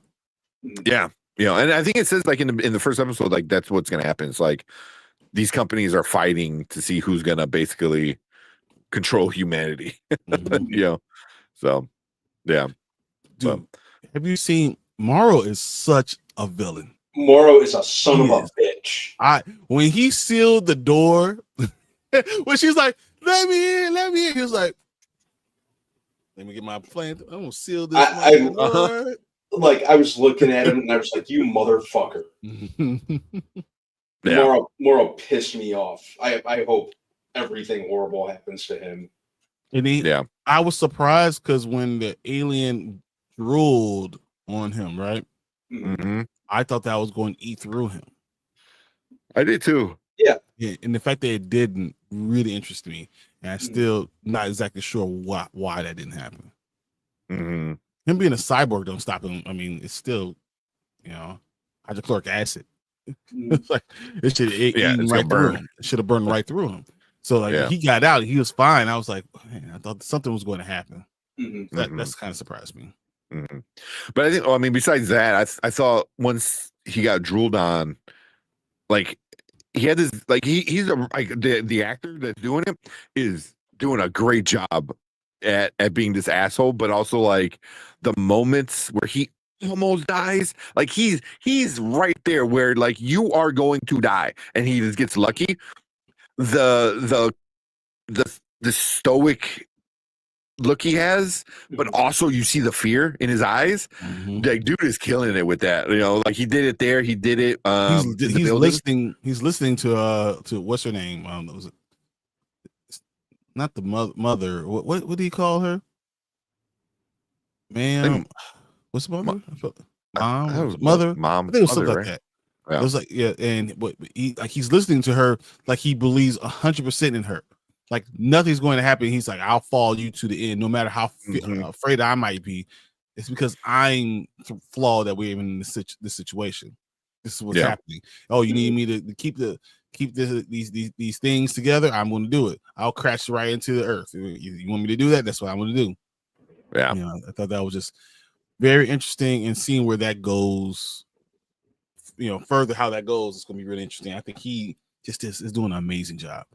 Yeah, he's really good. Even Kenny said Morrow's character is a dream role for an actor, especially a black actor. Yeah, it's just you're able to like I don't know, kind of ham it up with being very, just blank face, but also like you see a lot of the emotion in his eye, in his eyes. I think like you see a lot of that, and but he's. Yeah, but man, he's a son of a bitch though. Like, he's a freaking bastard. When he handcuffed the guys to the poles, or whatever. The pipe. Oh yeah. Let that thing eat. I was like, oh, he knew 100%. He knew 100% they're not getting out. Oh man, that was so hard to watch. I was like, man, yeah. Well, I wind up getting goosebumps because the way he was like describing it, he's like, "Oh, I can't see it; it's right there." And then seeing him like not being able to like get it off, it just reminded me of like something I like on my face that I couldn't like get to, like it was like it was like you're just like, oh, you know what? like, you're telling me that thing that dude couldn't feel that thing crawling on him in the first place. You don't feel like when it first jumped on him. You don't feel something crawling on your neck. Yeah. I felt it. That was so funny because like he didn't feel it. I felt it. I'm like, move! It's right there. Grab I yelled at the screen. How do you kill it, burn it? I yelled at the screen. How do you not feel that? Like, what are you doing? I mean, you see the other assets, in those containers, and you're like, wow, this is going to be epic. Yeah. There's going to be like you can't control. Yeah, like some of those are not even the worst things yet. It gets way worse. Don't let them interact with a human being. Right? Oh man. Just getting some comments real quick before we keep talking. Kenny said, "I like the xenomorphs. I like that the xenomorphs aren't the only alien threat. Yep, they just brought a bunch of BS from space. That's gonna be a problem. Yeah. And I wonder if they start to, because I wonder if maybe because the acid spit also didn't affect the brother CJ. Sure, they didn't. Yeah. Nope, we didn't. So I wonder if xenomorph is still going to evolve with maybe some creatures in there. And that's what caused that the hydrochloric acid. Maybe that's what caused it. What they do. Yeah. So we'll see. Can you imagine it's like, oh, here's this alien that just like keeps evolving and adapting, and then now you just brought in the most vicious things you found around the galaxy, and he's able just to take all of that in. Yeah.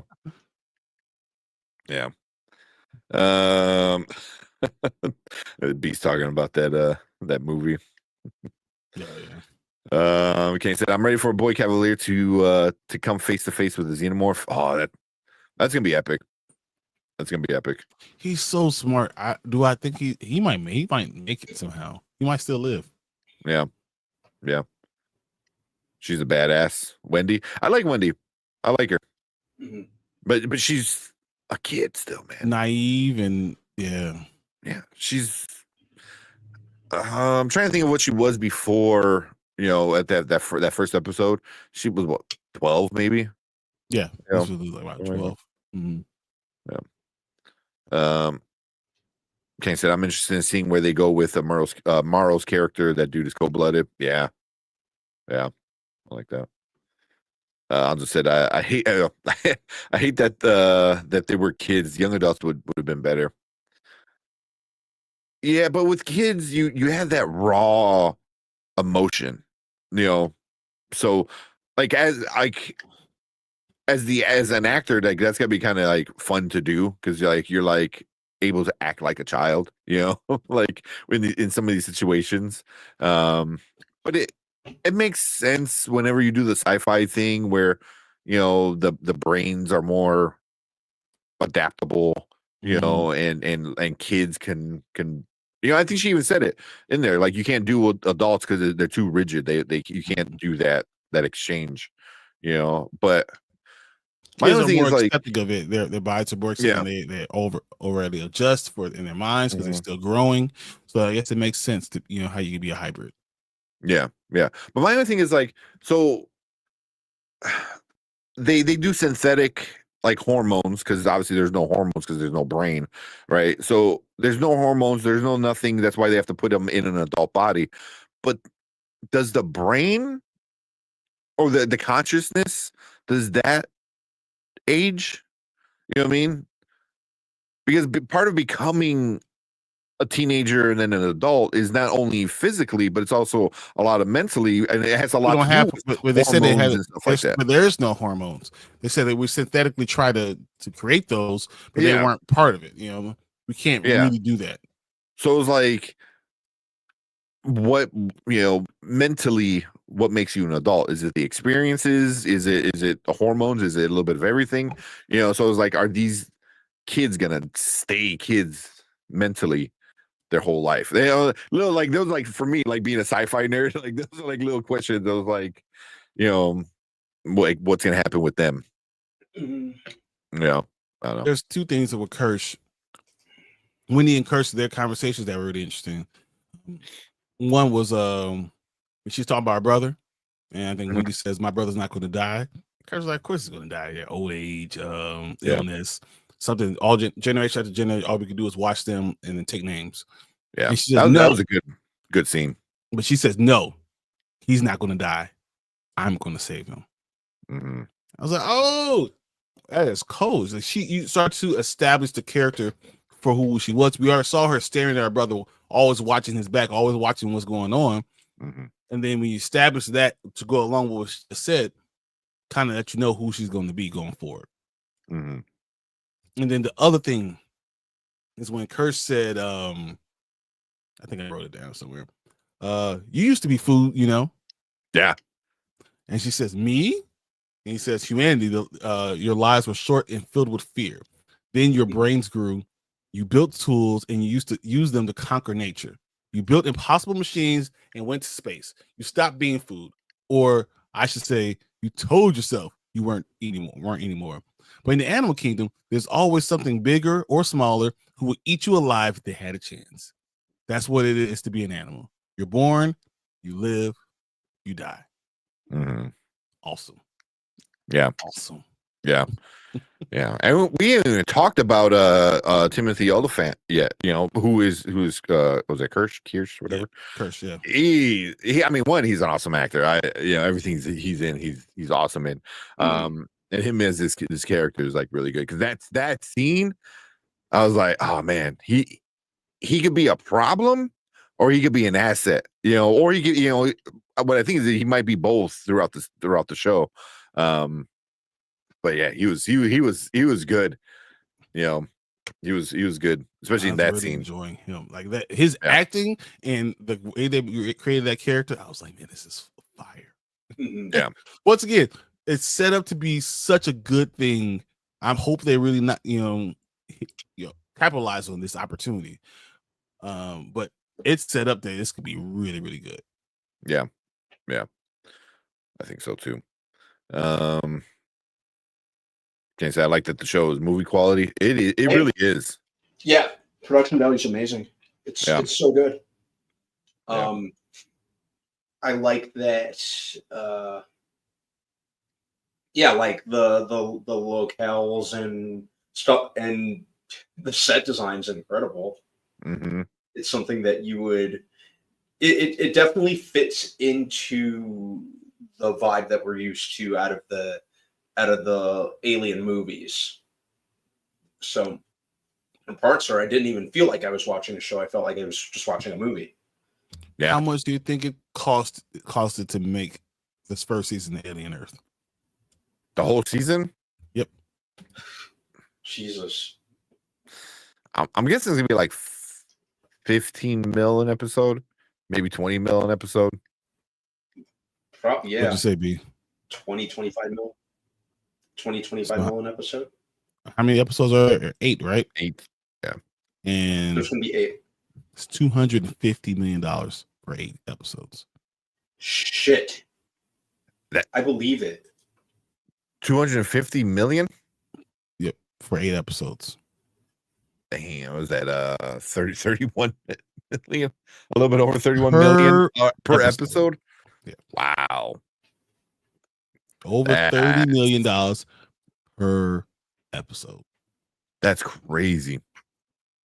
That's Jesus.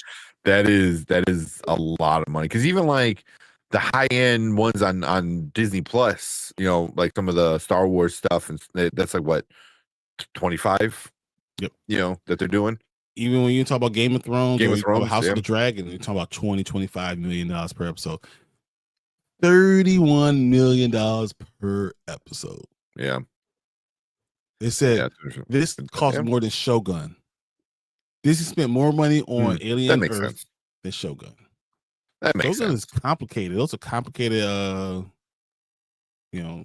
stages and stuff that you got to put up together. Yeah. This is a lot of CGI though. I mean, just that plane crash looked so good.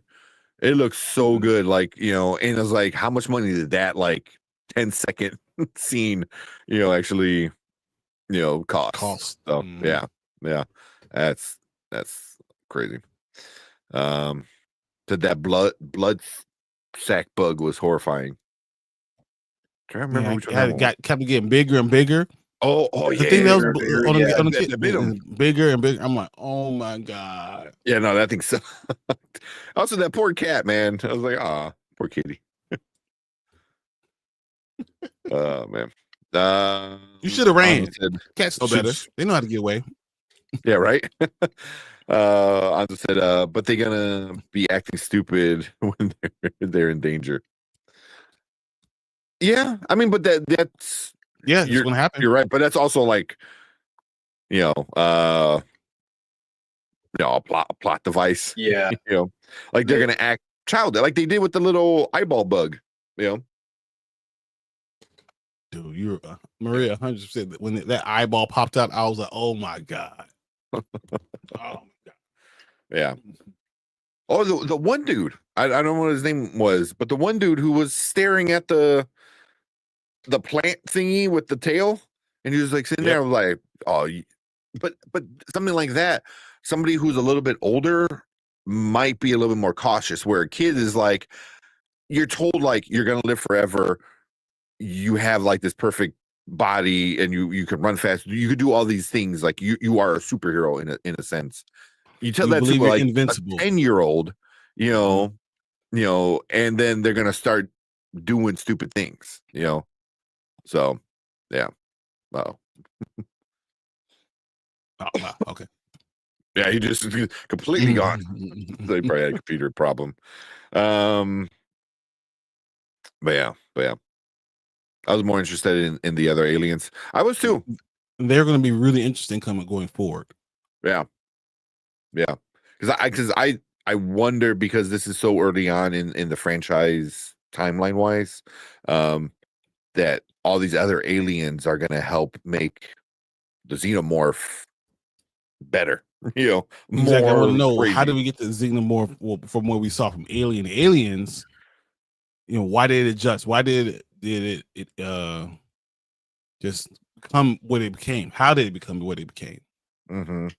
Mm-hmm. Were there any issues you had with it? Yeah, I told you the first half it was boring as shit. Yeah. The first half of the first episode. That first episode was so boring. I was like, good Lord, what in the hell is going on? I was like, oh, I'm so tired of watching what's going on. And then it turned over and changed, and I was loving it. But yeah, that first half, that's tough. What about you, Brian, man? Any issues? Only the fact that it kind of took a minute to kind of try to figure out what it was. It took, I think the first half of the first episode, it was kind of struggling to find its footing. Yeah. I think it felt kind of obligatory in order to introduce the characters. I think that's what they were going for. Yep. But after that, it really started clicking for me, because I think it kind of felt like, oh, now that we got that out of the way, we can really jump into the meat and potatoes of it. Mm-hmm. So really, my only hang up was the first 25, perhaps 30 minutes, it was getting its feet planted firmly. But once it got that out of the way, it really started working for me. And even though that, the first 30 minutes, I don't want to say it lost me, but I was kind of going like I'm doing now, looking at the screen. But it still felt like I get why Noah Hawley felt like he needed to do that. He had to set up all the stuff that's going on. Yeah, he had to establish the characters, and I think we're already familiar enough with the Alien universe, so I'd say he was establishing the timeline and what was going to happen moving forward. So I was kind of willing to accept it. Yeah. I mean, I do agree with you guys. That was probably my biggest issue, but it makes sense why they did the first 2 episodes, because if the first episode is all we got, it would have been, people wouldn't have came back. It would have been a little rough, because that second episode, that's where you leave off, for the week. That's a better way to do it, because you didn't you didn't wait around to show the xenomorph. It was like right away, and then second episode, it's already causing a bunch of problems already, killing everybody. So you already got like the issues between the different companies and stuff like that. So yeah, it was just a better way to get it through, was the first 2 episodes rather than just one single one. But yeah, I'm excited. I'm legit pretty excited to see the next episode, because I want to see what happens with all the aliens, which company is going to end up winning out, wind up winning, or at least getting control of the cargo of all of the aliens and stuff like that. So, and I'm kind of just curious to see what happens with the Lost Boys and Wendy and all of them. So, yeah. How would you grade the first 2 episodes?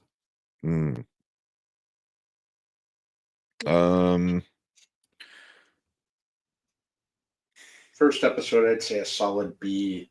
The second episode, I'd probably say a B+, high B+. Yeah, I'm good with that. I agree with that. First episode, I would say like a B-. A B-. I gave it a B- for the first episode and an A- for the second episode. Yeah. All right there. See Maria saying first is B plus and second is A plus. Because A plus means like that's the best of the best. Yeah, I think they could go more. I think they stud so much setting up, such a good job setting up. I think they can really do some things that we don't see coming. Yeah. Like I could see that penultimate episode kind of being like some wild stuff is going to happen, and then the last episode is going to set up the next season because I'm assuming there's going to be a second season. Could be wrong. They have more money. Who knows? They got enough money to make exactly. $31 million an episode. Damn. All right, let's finish up with some comments. Kenny said, "I'm looking forward to when the synths see their own get taken out by a xenomorph. They'll grow up really fast in that moment." Yeah. Well, I say they're not indestructible. Yeah, because they're already joking around like, "Oh, we can't die. We can, blah blah blah." So, well, and then Maria's saying, "The queen. Do we get the queen out of this? What if the queen winds up eating Boy Cavalier, and now that's the queen becomes so smart because of that? Because was it the second one we get the queen? Aliens or Alien? I forgot however they do it, but the second one was Sigourney Weaver. Yeah, how does it work? Yeah. I don't know how that works because if they do the queen, then would it have to go back into space somehow? I don't know. I feel like they'd have to. Yeah. Everyone on Earth figures out like, oh shit, we can't kill it, so just send it back off. Make it somebody else's problem. Just get off this planet. Get it off the planet. I mean, yeah. It's Alien 1, Aliens is 2, Alien 3 is 3, Alien Resurrection is 4. Okay. Yeah. So I know where did I see it at? So they're saying Romulus was set in 2142, which is right in between the events of Alien, which takes place in 2122, and Aliens, which is a sequel. So Alien Earth serves as a prequel to the series that takes place in 2120, 2 years before the events of the original movie. So that's what I'm saying. Yeah. I don't think we see the queen to Aliens, right? When they got the horde. Aliens, right? Is when we see the queen. That's why I feel like Aliens. Yeah. It's been a while since I watched those first two. I gotta go back and. I mean, the first one's older than me. The first two are awesome movies. Yeah, the sequel came out in '86. So 86, 7 years. So 7 year gap between the first two. Yeah, 1 year gap from me being born. And then the freaking, and then they started doing Alien. With Alien 3 was 92. 92. And I know that one was super divisive. We had Alien Resurrection, which is just crap. Yeah, that was 97. That was terrible. Yeah, then they start really kind of going off with it. Yeah, that was kind of really the beginning of the end. I know Alien 3 has its fans. I'm personally kind of middle of the road on it. I thought it had some cool ideas. I thought it was well Alien directed. 3 is the baby, the newborn queen. Yeah. And then Resurrection is the clone, right? Resurrection's the cloned Ripley. That one. Oh, that's right. Yeah, didn't do a whole lot for me at all. It's like we don't talk about Alien Resurrection. Yeah. Let's see. Go. What you got? No, and then I was just musing about the sequels and the AVP Alien vs Predator movies that crossovers and all that. That was very much that was really when we were in the dark ages when it came to Alien. No, Requiem. Yeah. Emphasis on dark ages because you couldn't see a thing that was going on in that movie. It was so poorly lit. Like I remember seeing that in the theater on Christmas Day. I wish I had my flashlight with me. You couldn't see What's shit. going on over there? I think something's happening. Jesus. Crank up the brightness on your screen. Mm. Well, here's someone said the people dressed up like colonials were weird. Yeah, that was they were weird. pretty weird. I don't know. Yeah. I think I've showed this. Maria said first episode B+, second A+. Fernando said 2 B grades. Yeah. The spacecraft crash looked very cool. Yeah. Yeah, that was done really well. It looked really good. I thought it should have hit the moon, but it looked good. Right. Kenny said, I grew up thinking Alien Resurrection was the only Alien movie for a long time. I was shocked to find out there were 3 more movies when I was a teenager. Yeah. Yeah. I remember watching Aliens like when I was way too young because my uncle was a big horror fan. 1991 saw Aliens. Yeah, 1981. That's maybe about the same. I'm 6. I'm 6. Yeah. So there's no reason I should be watching this. Yeah. I remember watching it before I even went to before I was in first grade for sure. But yeah. Oh man. Oh, speaking of, one of the coolest kill scenes I've seen was when the alien and the soldier are face to face, and it does the extra mouth that goes in. It winds up picking up the dude and tossing him around with that extra fucking mouth. Like I was like, oh, because I'm like, oh, are they gonna do it? Like, are they gonna? They do it in the second episode. You know what I mean? Like they don't waste any time showing how badass the xenomorph is. You know, with killing people. He needs stakes, so people need to die. That dude did that to himself. That dude did that to himself. Yeah. Told your ass to move. Not stand there and slowly go for your gun. Jesus, sometimes when someone's trying to tell you to do something, you need to do it. Get off your ass and do it. Good. Yeah. Yeah. And if the dude's like, I'm out of here, you know what? I'm like, go. The building's gonna crash down. Plus, there's all this craziness happening. Like, I don't even care anymore. But yeah, I mean, it was a good 2 episodes. It's interesting. You know, we get a bunch of characters introduced. You know, we got the brother and sister kind of back together. Well, you know, till the very, very end. You know, where they're together, and then he gets taken away and all away. Yeah, and then I was listening to it on my earbuds, right? And I was watching it on my phone, and then the final song played, and I had to pause it because I thought my Spotify somehow opened up. Yeah. I was like, oh shit! I'm like, oh damn, because that's happened before. That's happened a few times before, where my music started playing while I was watching something. So they did it again. I'm not gonna buy it. So I'm like, I paused it and I'm like, oh wait, this is in the show. So I'm like, okay, that's kind of cool, you know. But yeah, it was a good way to end the second episode. You know, where now she has to look more for her brother, but now you know they're going deep into the spaceship. I think it was, or whatever giant hole. So yeah, it's gonna be fun. Yeah, I mean, they have a good plan. If they work with it, then they have a really, really special show. And if not, then we're in trouble. Yeah. I can easily see this become very repetitive. You know, where I was like, oh, okay, you know, gotta go hunt, gotta go find him. Now you gotta go find him. Now you gotta go find him, and it could get a little repetitive. Yeah.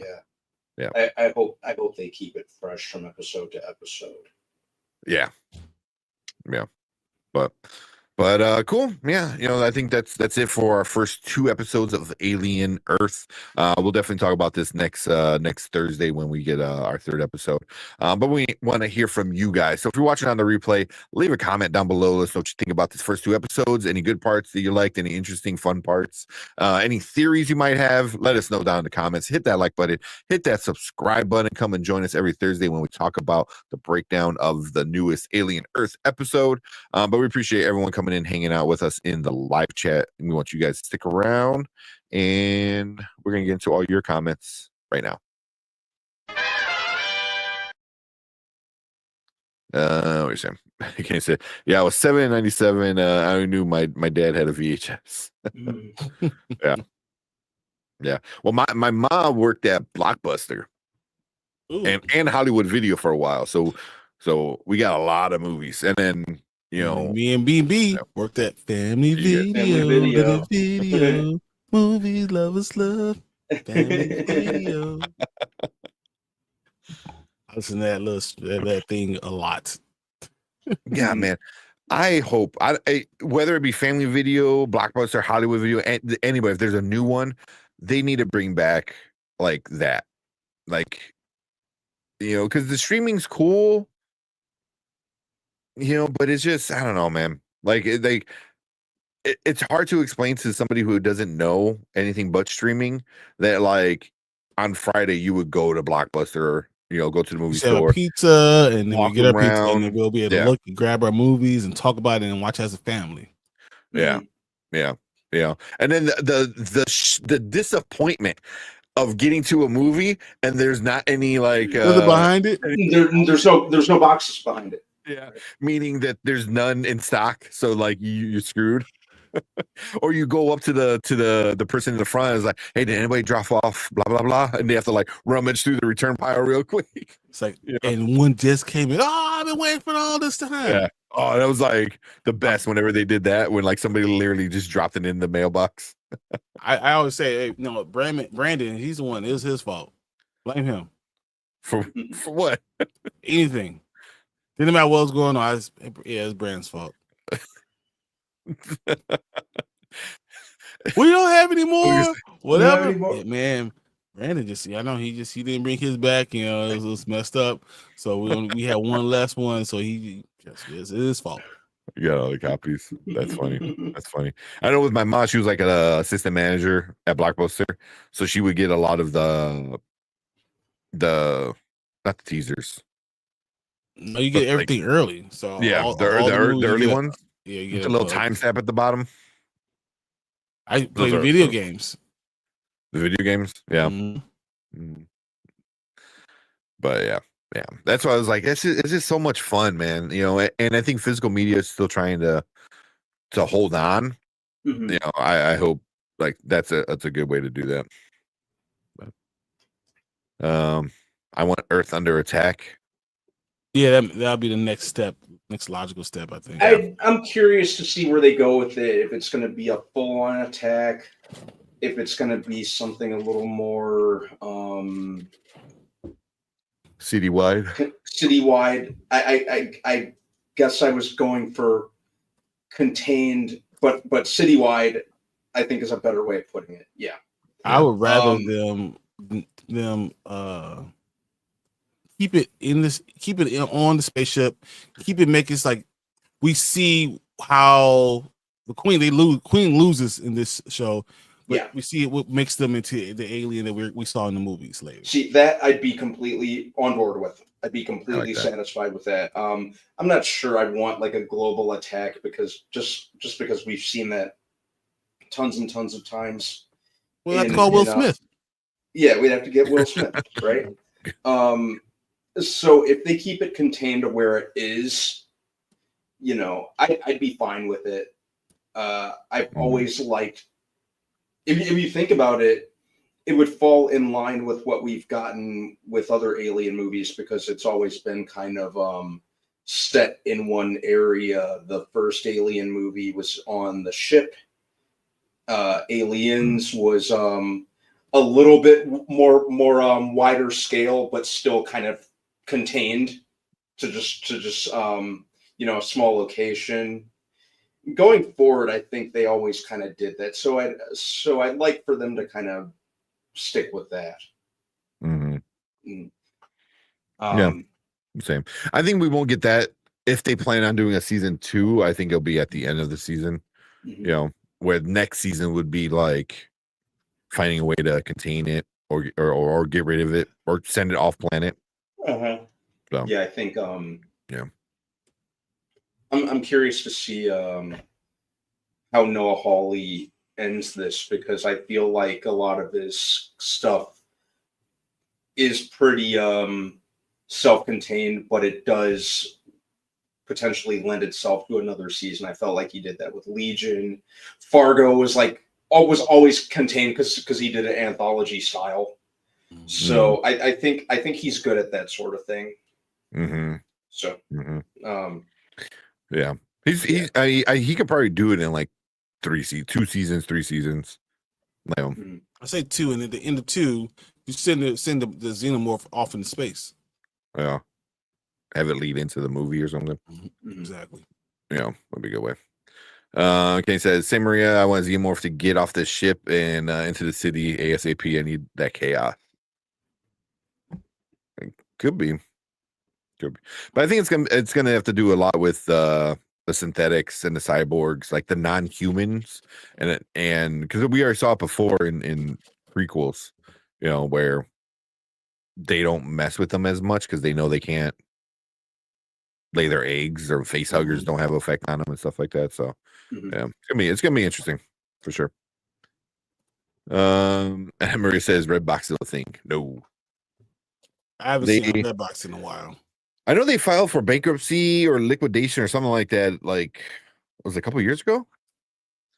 I want. I'm going to say 2020, 2022, 2022. Yeah. Oh, but yeah, they just kind of went away. I forgot there's a way to get a bunch of the movies that were in the box. It was the same thing with the when Netflix stopped sending DVDs out. They did a mass send out, so if anybody had any movies on a list, if they ever had a list left, they're just like, here's 50 movies from your list, don't send them back, we don't want them. Yeah. So, but I think Redbox is something similar too, like they wind up selling a bunch of their stock. Yeah, we just never took it back. Yeah. Yeah, when you find out, oh, you're closing down, well, I'm keeping this. That's what we're talking about. We'll finish up Alien Earth. We're gonna talk about Wednesday in a minute. Kane said, kids won't grow up with the disappointment not finding the movie/game they wanted, taking a shot on something they never heard and actually accidentally finding a gem. Yes. Yeah. That's how I found out about Equilibrium. I forgot I didn't get what I wanted. And I'm looking around. I'm like, oh shit, it's cool. This is how I found about Armia too. Yeah. Yeah. Yeah, that was always a lot of fun. You just look around. I mean, you find some horrible movies. There's a werewolf army werewolf one that was stupid. I don't even remember the name of it, but it was so bad. It was so bad. It wasn't Dog Soldiers, was it? Because that one was kind of awesome. No, if it was kind of awesome, then it was. Because it looked really cheap.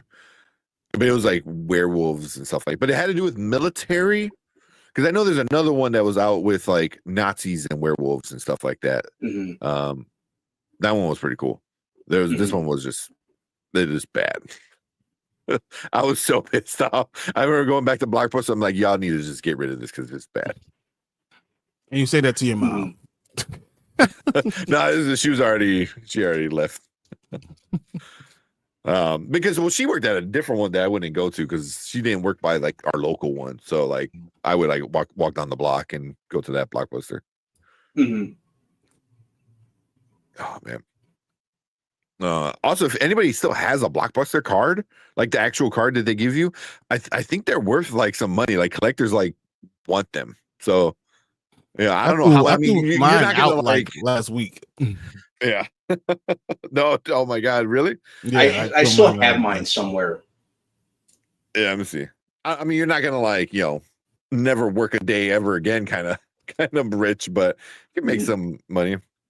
Hey, Books. I'm glad you came in here. Yeah. Let me see. There's one on Amazon or eBay, $275. This one's $1,200, $200, $1,500. This one's graded It's just literally it's graded, and they won 500 for it. This one 7,500. So who the hell wants to pay that much money? It's crazy. they're pretty rare. I know they're like, pretty rare. So if you can find a lot of like old school blockbuster stuff, like you could be worth some money. But yeah. Let's see. Oh, talking about Sausage Party. But yeah. They were here my Friday. I want to go there too late. Yeah. I will hard pass on Sausage Party. So Ace said like, yeah, we already didn't say we didn't like it. And then B's like, oh, they don't like comedies. Why are you lying? Like, no, we like comedies. Yeah. It was Don't just lie. even for me, it was just like, okay, I get it. Yeah, it's too much. Yeah. It's way too try hard for my liking. Yeah. If there's an art to raunchy humor, and Sausage Party is just it's just way too juvenile for me. And I like juvenile humor, but you're walking a thin line when you do it right.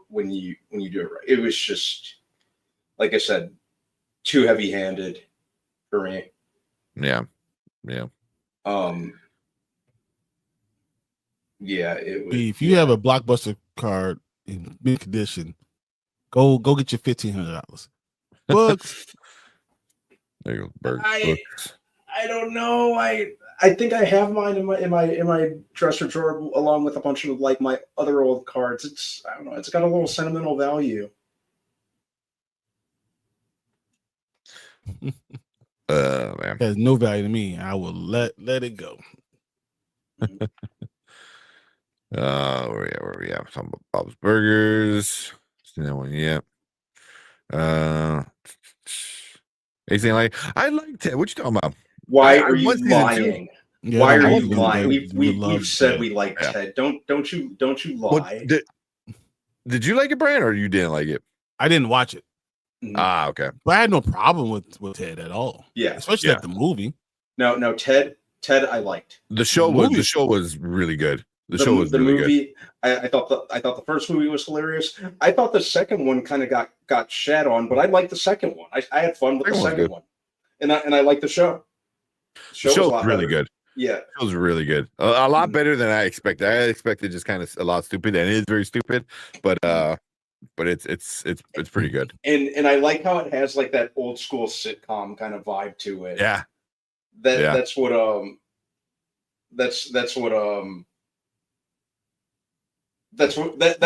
a big thing that pulled me in. Curious to see when the second season comes out.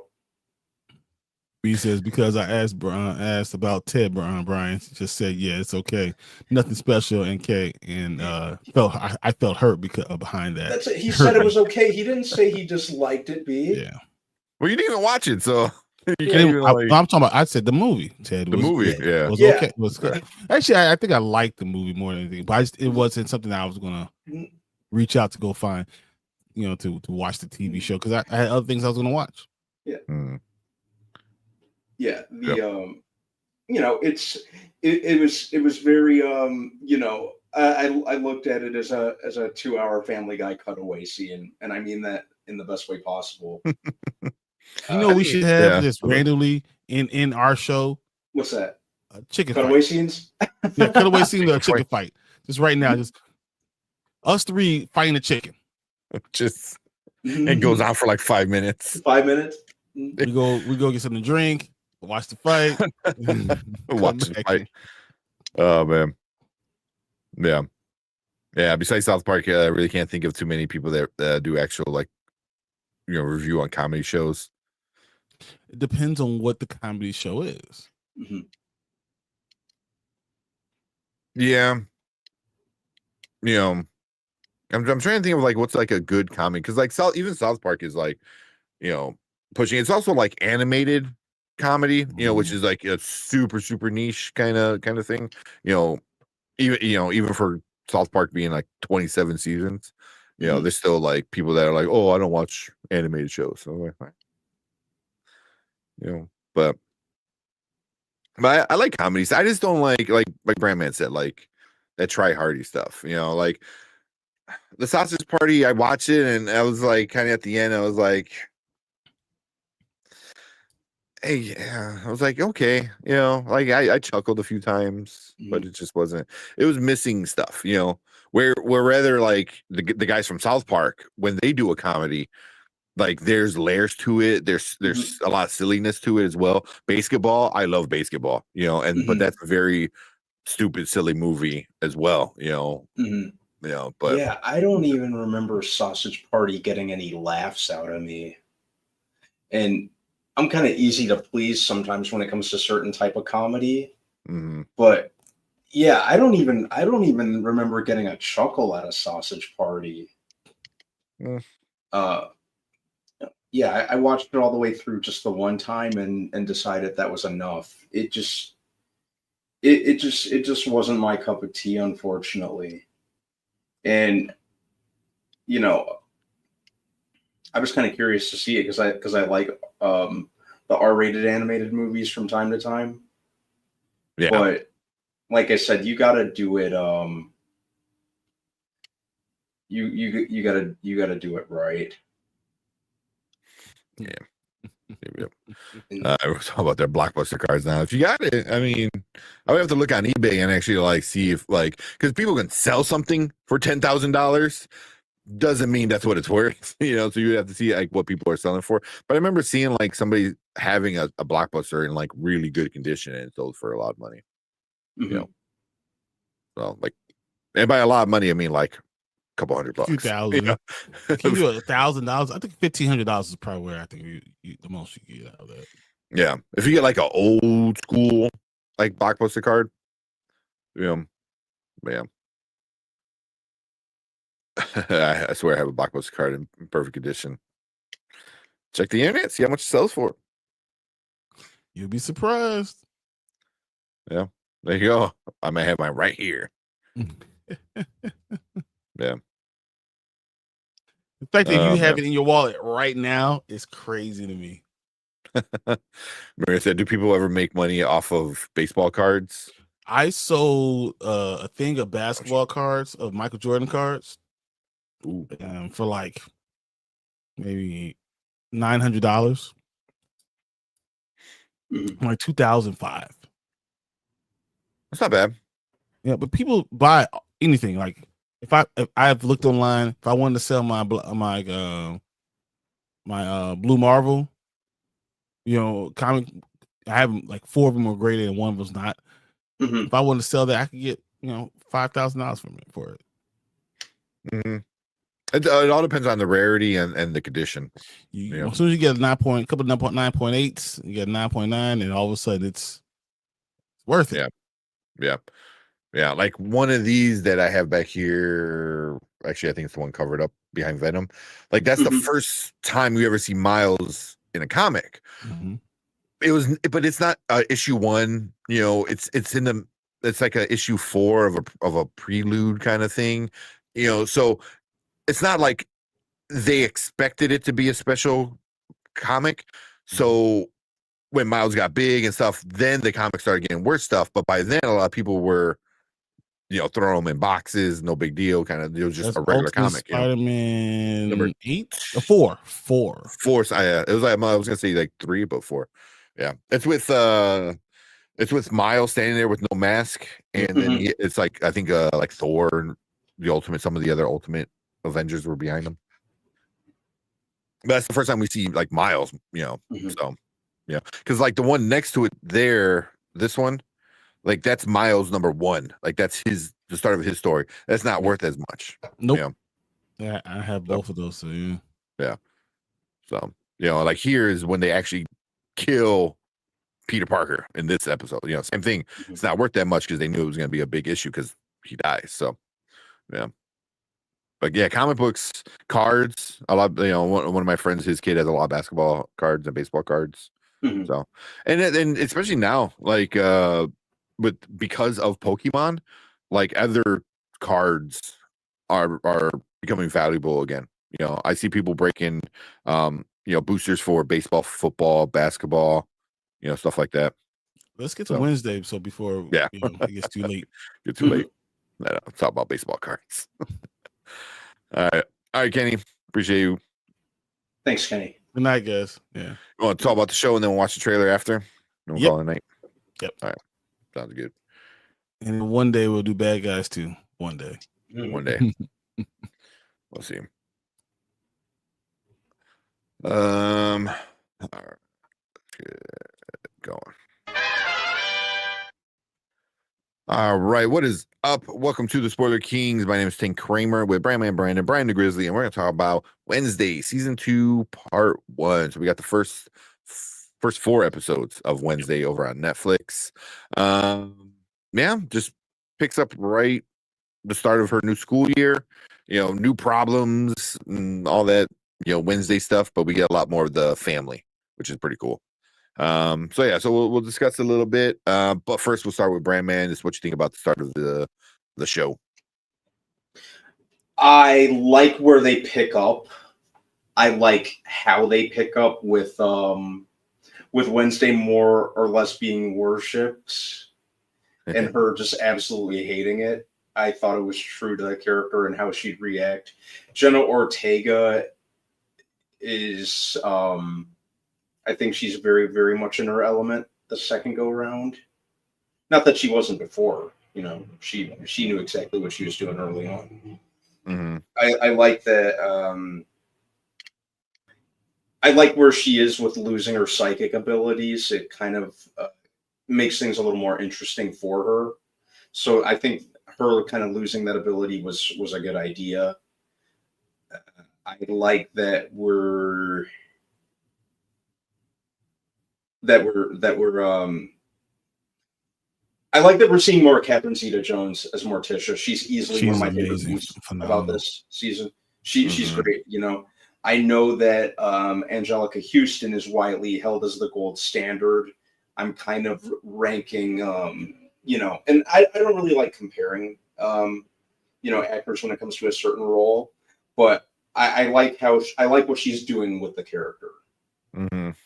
She's really, she's a great actress, so she's making it her own. I like that it still feels very grim and kind of surrealistic. I like a lot of the shots. I like a lot of the camera work on the show. I just like the feel of the show. Mm-hmm. And yeah, it's the way that it ended. I'm like, damn it, what happens next? When does part 2 come out even? September 3rd. Yeah. Okay. So not too long of a wait. Not too long of a wait. A long time for me because I saw it the first day. You binged it and now you gotta wait. But what you think about it, Brian? I thought the Return to Nevermore was interesting. I love how they kind of set her up overall. I thought her doing all those things in the bonfire and stuff showed her to be how she's very naive and still young and still, that teenager that's trying to say, I know better than you do, all the rest of the adults. I liked how, her mother starts to get more established and she kind of show her that, hey, I know what I'm talking about. I'm there. You keep on going too far thinking you know everything and you get messed up. Even when Wednesday's going after the serial killer and all that stuff, it never goes the way she thinks it's going to go because she thinks she's so smart that she knows everyone's actions and she really doesn't. And literally, Thing is the reason keeping her out of danger so many times. But it's hard doing that when you have an arrogant teenager that thinks they know what's going on. I think that's the basis where that she needs to grow up and start to understand that you can use the people that are out there to not get yourself in trouble. Because once you get in trouble, you actually put all your people in trouble too. So the whole basis of this second season is Enid trying to keep Enid from dying. And Wednesday is so concerned with Enid dying that she's forgetting about spending time with Enid. Yeah. Or talking to her mother about what the problem is because she thinks she can answer it by herself. or looking in Goody's book, even though you realize it might be bad for you, and not realizing what's right in front of you with these other people right in front of you. And she's doing all these things, and she's just very much of a teenager, that's self-destructive, and that's kind of the appeal, because everyone who's watching the show, young or old, has been a self-destructive teenager. Yep. And then you love the darkness part of it too, the little bit, that morbid a little bit, and the anti, what do they call themselves? Outsiders or outies or whatever. What does he call it specifically? Yeah. Oh, I remember. So, but that's that's what it is. It's really based on that, and I think that it's a fun time, to see Nevermore evolve, and seeing Wednesday try to evolve, and then her having to eventually talk to her mother about what's going on, and her mother have to deal with her trauma with her sister, and we're going to finally get to that. That's why I'm excited to see with part 2, because I think part 1 did a really good job of framing why she is the way she is and the mistake that she's making. So I enjoyed it. I really did. Yeah. Same. It's just fun. Like it's more of season 1. Like season 1 was like, all right, here's a taste. You kind of like it, and then they're like, okay, we're gonna go some darker. We're gonna go more family. Because you bring Pugsley into the school. You bring the mom. Into the school. Morticia, becomes more prominent. Like bring her grandmother in there, her nana. Who's just an asshole. Just a horrible person. Jesus. But like, just like, because you got the family drama with Ophelia, you're like, oh, what's going on with that? And then you have the best friend drama with Wednesday and Enid and everything. And it's cool seeing all because of all the boys and all that stuff, and how teenagers that I am scared to death having to deal with that with my baby. The school started today. So that's right. School started on a Thursday. Started on Thursday. Yeah. Interesting. Yeah, it's like the only day it was like if it starts on a Friday. It was like I'm not going to school on a Friday. You can wait till Monday. But it's just everything about this is like really awesome. But I have to like, hats off to Catherine Zeta-Jones. She is, like Grandma said, she's amazing. She's such a good Morticia, and she plays it so well. Even who's it? Luis Guzman. Like I really like him as am I having a Gomez? With Gomez? Because like he's so. Like so far is just like even when like they were about to like I guess like have a fun night, him and Morticia, and then Wednesday comes and sneaks in and kind of ruins the mood, and he comes back in with the liquor, and she's like she goes, oh, it's kind of the mood has gone, and he's like, well, later, kind of like walked away drinking the liquor. So it's like, and like he like loves his wife. Obviously, he loves his wife. And then he also like loves his daughter.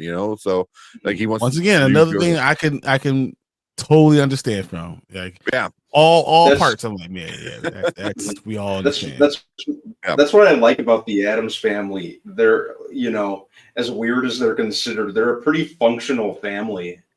They Gomez and Morticia like love each other to bits. Like that's relationship goals, if I'm being honest. They support their kids. They have each other's backs. Typically, they solve any and all problems together. They're just very content and just oblivious to the fact that to like the regular Joe Schmo, they're strange. Or don't care, just don't care. Yeah, they're a content family. I think they're the ultimate functional family. Yeah, I mean the brother, sister, sibling. I mean Pugsley, they did a really good job of Pugsley.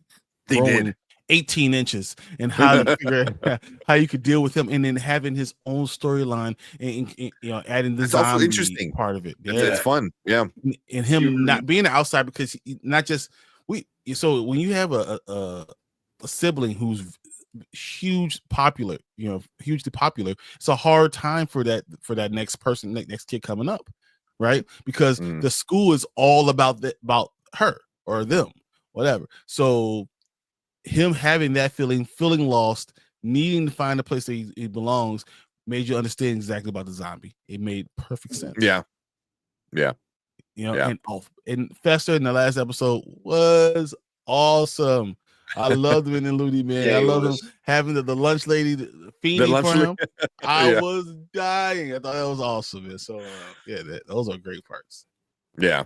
Fred Armisen, he's always weird. So for him to be like Uncle Fester is like right on the nose. Right on the nose. Yeah. But yeah, it's just the relationship between the mother-daughter, that we see between the grandmother Morticia and Wednesday, like it's really like interesting, and I can't wait to see more of like Ophelia when they actually bring her in and what really happened, and because there's a rumor what actor is going to play Ophelia. I don't want to spoil it yet.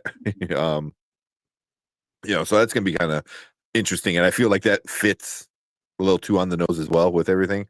But Catherine Zeta-Jones and Jenna Ortega, they are the scenes together. They feel like they're family, like they're, because they're both like really good actresses. But just that really bratty, arrogant teenager who's also is very smart and independent, as Wednesday, is just like there's some times where you just kind of want to sit her down, like, stop being stupid. Just be. Come on. Don't talk like that to your mother. Yeah, she's obviously trying to help you, and you're just like, no, Oh, but then favorite scene, we'll get to you guys' favorite scene, but for me, when the grandmother is like, "Oh, I'll give you the money, but you have to give the book back to Wednesday," and she makes the thing is like, no, and tosses it in the fire. I was like, she grabs the book and said, "Okay, you want this? Yeah, you don't tell me what to do with my damn family, all right?" Yeah. She was basically like, "Oh, my family, my daughter's not like for sale, like I want the money, but it ain't worth sacrificing my daughter, like how you sacrifice your daughter, kind of thing, So like, Goody, definitely Morticia being a badass. Was that Goody's book or not? That's the question, because she made a look after she threw it in the fire. And I don't know. How do you feel about Steve Buscemi being the new principal?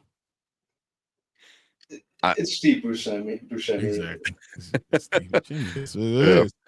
Yeah. But he's a real dick to the one siren chick. I can't think of her name. Like, he's kind of a real asshole. Bianca. He needs her to do those things, things that he can't do. Yeah, but I like him as being the principal or headmaster or whatever he is there. I like him as that character. It fits him pretty well. Because he's kind of goofy. like they did the school song, and then as soon as it's done, he pulls on like "We Didn't Start the Fire" because they're gonna do like the bonfire thing. I was like, he's over there dancing like a dummy. It's like it's pretty good. Well, but I'm like, I can't wait for season 2 or part 2, I should say. Part 2, yeah. Seeing Christina Ricci die. Spoiler alert: she dies. Yeah. Also seeing the other Uncle Fester from the movie, again, Christopher Lloyd. Yeah. Christopher Lloyd. In this one, being in the bottle, the man in the bottle. Yeah.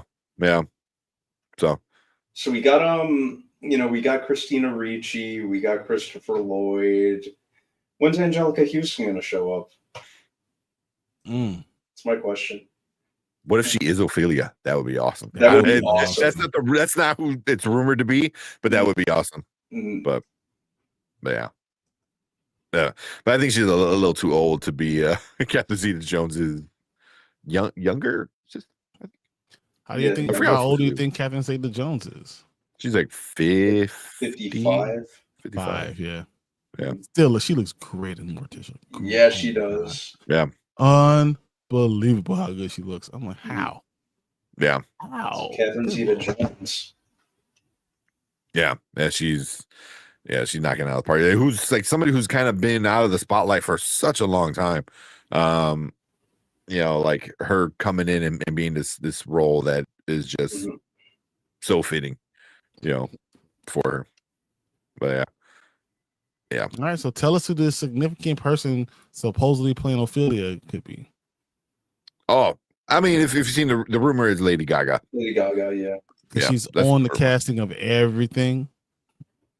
Yeah. Look for a cast. She's there. So yeah. And then Jenna Ortega kind of teased that she's going to be in the show, and she's not going to be a character that everyone expected her to be. So it's probably going to be Lady Gaga.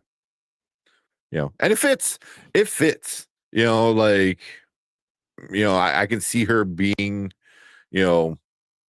in this universe, just because she is very and it's fitting for her as an actress, I think, too, because she is very animated when it comes to like being an actress, and that's not a bad thing. I'm just, the few movies I've seen her in, I was like,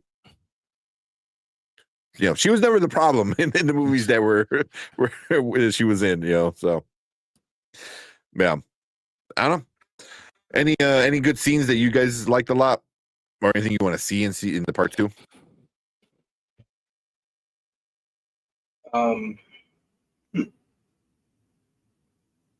think as far as standout moments go, I liked the I believe it was the 3rd episode with the with kind of the competition against the other camp. Because it was nice to see Anthony Michael Hall show up, because he's technically another Tim Burton alum. Yeah. So it was cool to see him show up. It was cool to see Wednesday kind of be a team player, even though she had, she did it for her own reasons. But it was cool to see her do that. I'm excited to see her wake up, though. Wake up out of the coma that she's in. And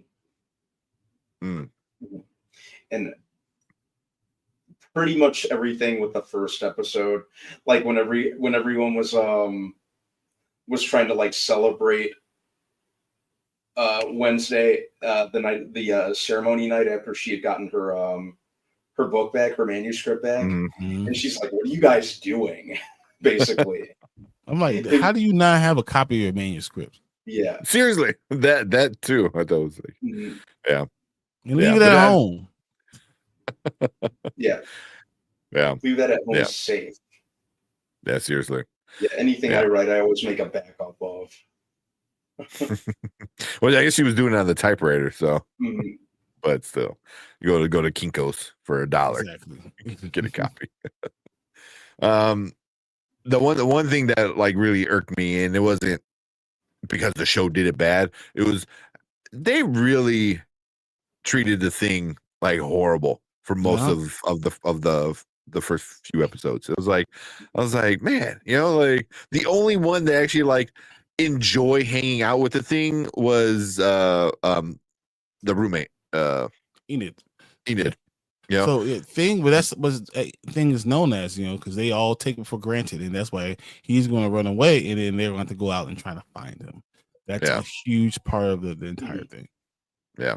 Well, they started to butter him up, like they gave him the whole massage manicure kind of thing, But I thought the thing is pretty cool. But yeah, they just like legit treat him like shit.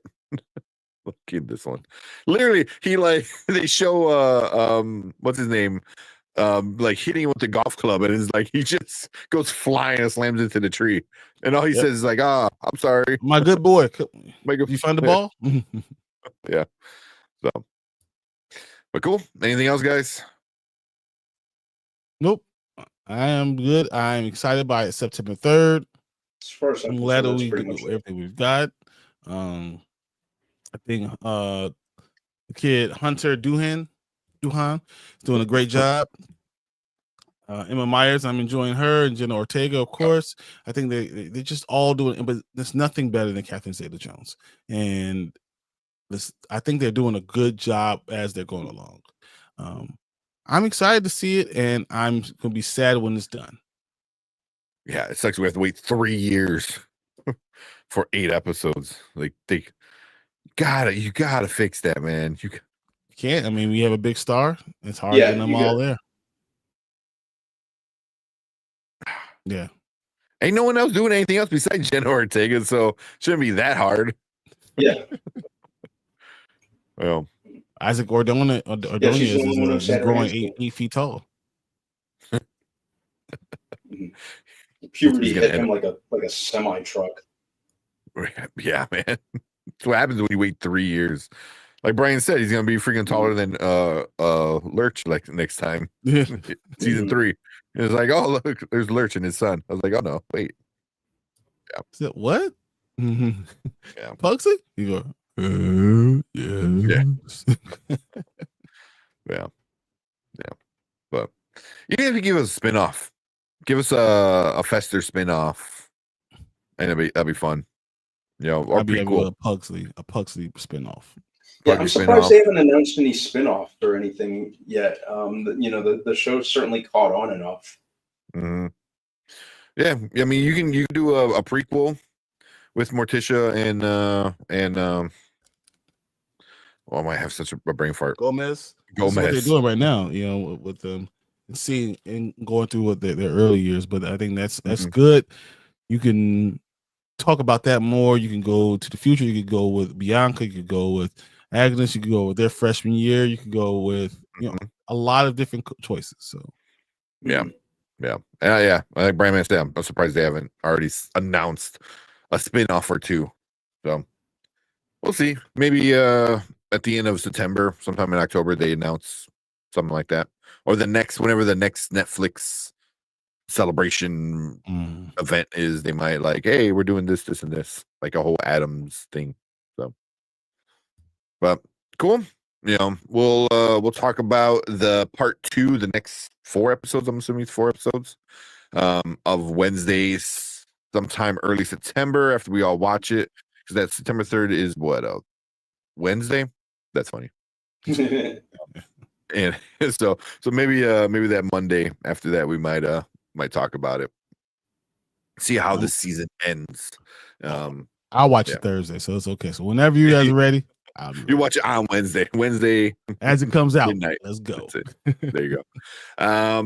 But appreciate everyone coming in, hanging out with us on the replay. Leave a comment down below and let us know what you guys think about this part of the first part of season 2. I hate that they do that. But yeah, let us know what you think about this part. We appreciate everyone hanging out with us in the live chat. We want you guys to stick around because we got to move on to our next topic for the night. All right, let's watch this trailer and get out of here. Oh yeah. Let's jump right into it. All right, what is up? Welcome to Spoiler Kings. We have another trailer reaction for you guys. So if you watched our live show, we already talked about the Wednesday part 1 of season 2. So we're going to check out the part 2 of season 2, the trailer that we got for it. So if you're watching on the replay, check out that video. It'll be right above my head somewhere. You guys go check out talking about part 1 and even season 1. But let's just jump right into part 2. Trailer.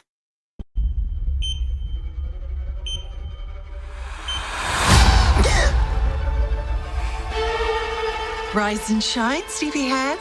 Principal Weems, Ready for your sponge bath? what in the hell is this?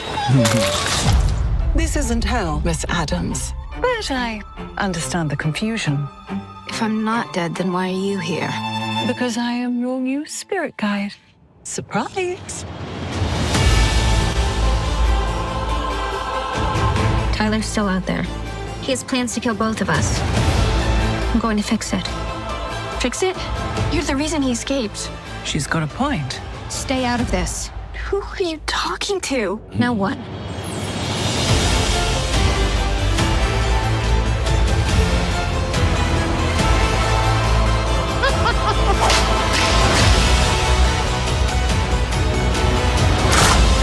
We don't solve anything in this family with words. We do it with deeds. Most of them dirty. again! Every family has dark chapters, Wednesday. If there's ever a time to unburden yourself with the truth, now is it. A life hangs in the balance. If you don't hurry, you'll have nothing left to save. Beware. There will be a price to pay.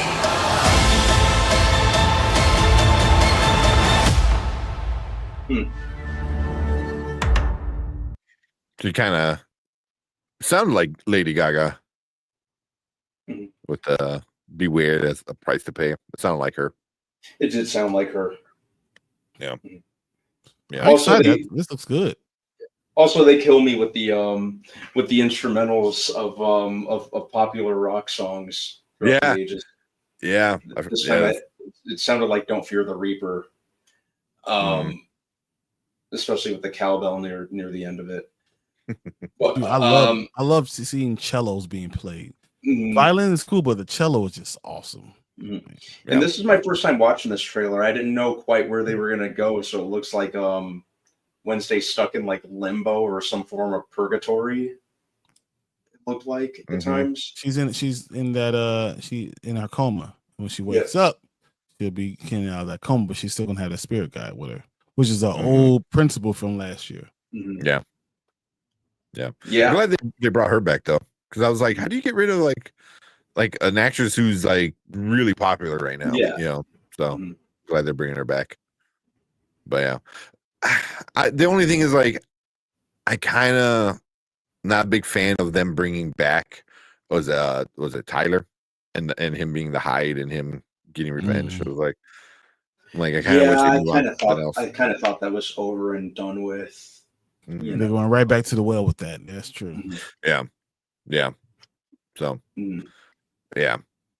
But yeah, it is what it is. I guess you got to finish his story with it. His arc. Yeah, with it all.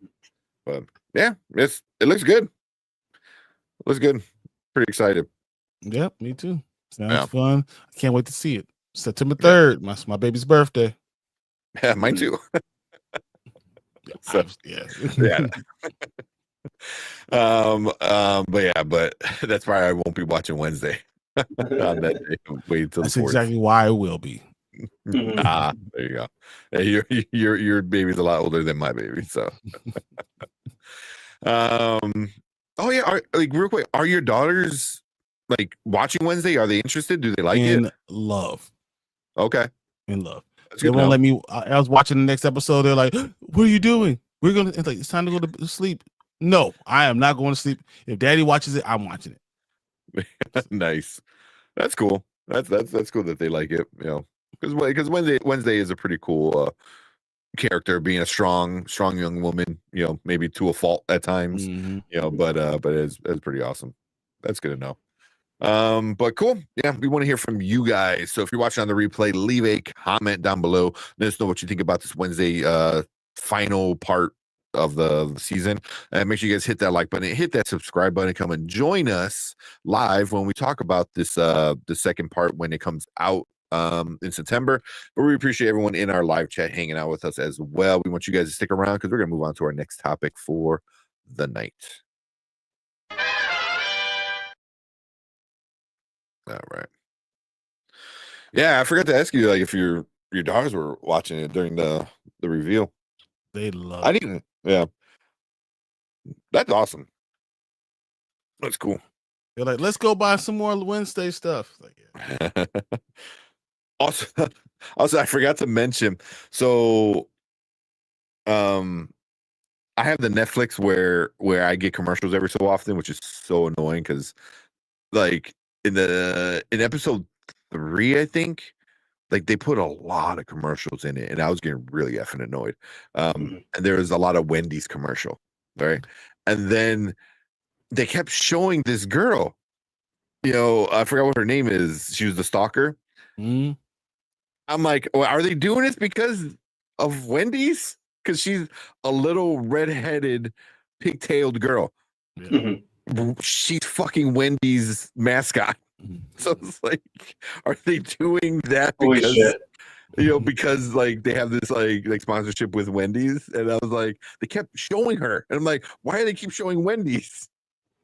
So, like she actually plays a part in the show, but I just thought it was kind of funny. It was like, really, like, like what came first? Like you were sponsored by Wendy's, that you made the character, or you made the character? You're like, oh shit, let's go to Wendy's and see if they want to partner up. Chicken or the egg? I have no idea. Yeah. But that was the first thing I thought of. I kept getting Wendy's commercials, and then I get a girl that looks just like Wendy's in the damn Just show. like Wendy's, right? Yeah. Could be worse, guys. It could be worse. It could be what? McDonald's. It could be. Whopper, Junior Double. You were. I forgot about that. Well, I was gonna say we got Ronald McDonald in weapons. So exactly. Yeah. Sure did. Yeah. Oh man, but I'm ready to call it a night. Me too. Oh man, I know there's still so much like and this one we went through everything pretty quick, which was pretty good for us. Because I got Upload season 4 coming up. Cause it comes out next month. And that was completely under my nose. I knew it was coming. I was waiting for it. I was actually excited to see the trailer, but I'm tired. Yeah, there's that trailer. I think there's that Marty Supreme, whatever it was, trailer with Timothy Chalamet. So, and we still got to talk about like Washington Black. We still got to talk about the Institute. So there's still the Bad Guys 2, I should say. Yeah. So, yeah, and then Nobody's coming this weekend. Nobody 2. Mm-hmm. Was there any other movies? Any other big movie? Only one I knew was Nobody 2. Yeah, that's the only one that's coming to mind for me. Yeah, because the only movies in August I can think about, Nobody 2 and Toxic Avenger. Like those are the only 2 that I have like reserved. Have you seen the any of the clips from Toxic Avenger they've been putting online? I've been trying to go in as unspoiled as possible. They I ended up stumbling upon one. It's not the entirety of it, at least I can't tell, or at least as far as I could tell, but it's like the transformation scene of him becoming the mutating in the top. Yeah, and I was kind of distracted, so I wasn't really able to like watch it. But what I do remember is they still play the they still use the same music. They still use Nightmare on Bald Mountain. Like they did in the original. Yeah. That transformation scene from the original, I revisited that kind of messed with me as a kid watching it. Because it was kind of as crappy and like just like intentionally poorly made as the original was. That scene was a little messed up. Yeah. It still blows my mind how somehow the Toxic Avenger became kid friendly. I was like, why did you make a kid show from that movie? Because like that wasn't a kid movie. You did the same thing with Beetlejuice. It was like, and by the time you got to like the 3rd Toxic Avenger, like it was like they knew like they were going after like kids, as their audience. The show was awesome. The cartoon was awesome. Yeah. Toxic Crusaders, that was my introduction to the Toxic Avenger. Yeah. And then like Beetlejuice, I suppose you could have gotten a little more away with it because the show, even though the movie wasn't for kids, I guess I could see how you can make a kid-friendly TV show out of it a little more than Toxic Avenger. I mean, the dude who like was trying to kidnap and force marry the girl in the cartoon, they become best friends and they hang out all the time. They have all these adventures together. Yeah. So can you imagine like watching that and then going and watch the movie? You're like, wait a minute, why is Beetlejuice an asshole? Mm-hmm. He's a little rapey. Yeah, a little bit. Come on. Yeah, a little bit. Yeah.